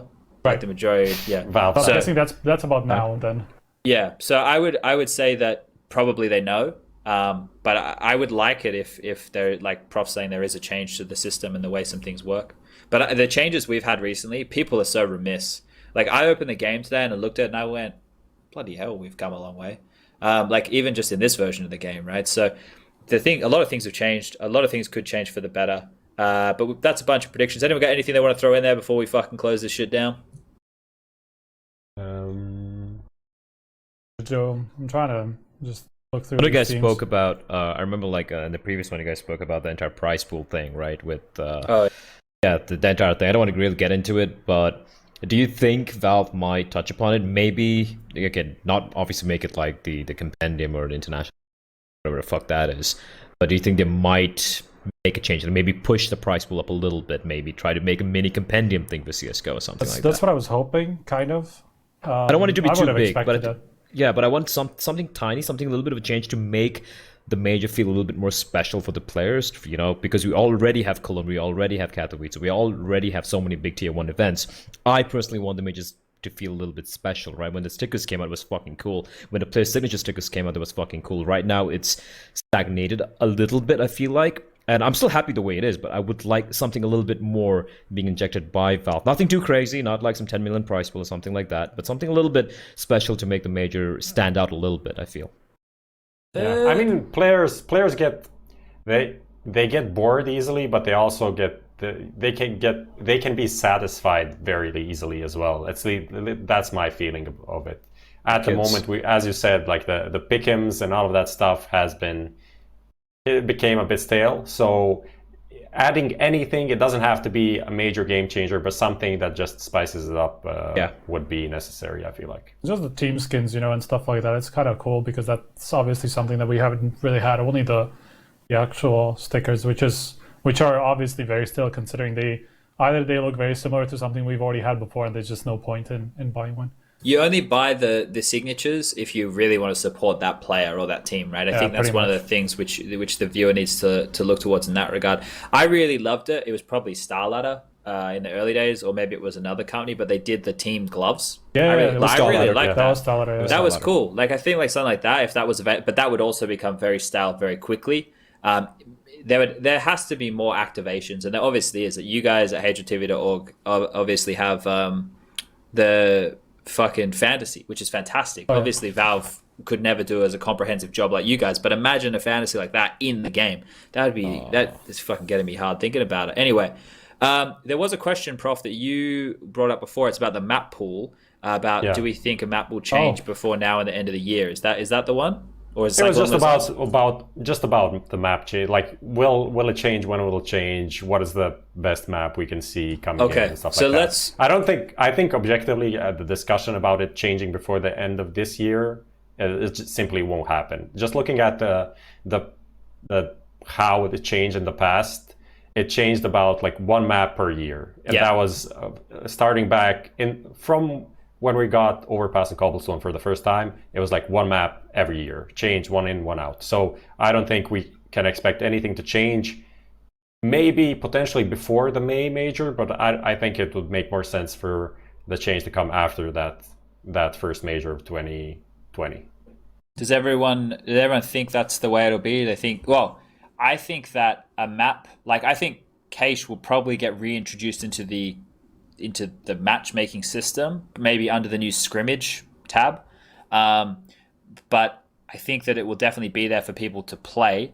I just don't think that we will see it introduced until probably the day that you're talking about. Does anyone else think that that's a possibility? I feel like it's kind of reasonable what Prof said, just because they've kind of learned from the fact that they've introduced, I think especially Cologne 2014 was the one that Cobble and Overpass was introduced for, and that was pretty. Yeah. If I'm not mistaken, that was really early before the tournament. Yeah, and Cache was introduced for the major before that, which was 3 months before that, because the major, or 4 months or something like that. Even though Cache was played in different, because that was a different time. So Cache was also played in like ESEA and other places. So it's not like it was a new. But as far as I remember, teams didn't really even get to practice Cobble and Overpass too much ahead of time, as far as I remember. But it's changed to a much better system now. Last quick one, Blair. Which map do you think will go out as the next map? Not which would you like, which do you think will go out? Yeah, logically it should be Mirage, right? I think that's going to go out because obviously, as everyone knows, it's the one map that's not been visually, it's not been given a facelift compared to every other map out there, right? So I think that would be. Well, it has. It's just like it was kind of like the introduction of the new Mirage, basically. Like it was moving away from the CE version. Sure, but it's been it's been a very long time. It's been quite a while, yeah. I think that's the map probably too that will have to go, and then it feels like everything's been kind of spruced on up, and then after that they'll release Half-Life 3 and Counter-Strike 3. Anyway, ladies and gentlemen, boys and girls, thank you for joining us here this evening. We're 26 minutes over the schedule. Thank you to Blair for coming in as our special guest. As you can see there, anchor.fm/HLTV to get all of the audio versions of the podcast. You listen to it in your car, on the train, while you're having sex. We're fantastic to listen to while you're fucking. You can follow us on Twitter there. Prof just spammed it. Prof, maybe you can do some more memes. Can work on these meme game, and you guys will enjoy that. Also, our next episode will be on the 19th of this month. It'll be the day before our producer Lucas's birthday. Remember, maybe if you want memes, maybe we can get like a trial social media guy that will not be credited, will not be paid. We'll just offer him, just like promise him a full-time salary down the line, and then just like ghost him after that.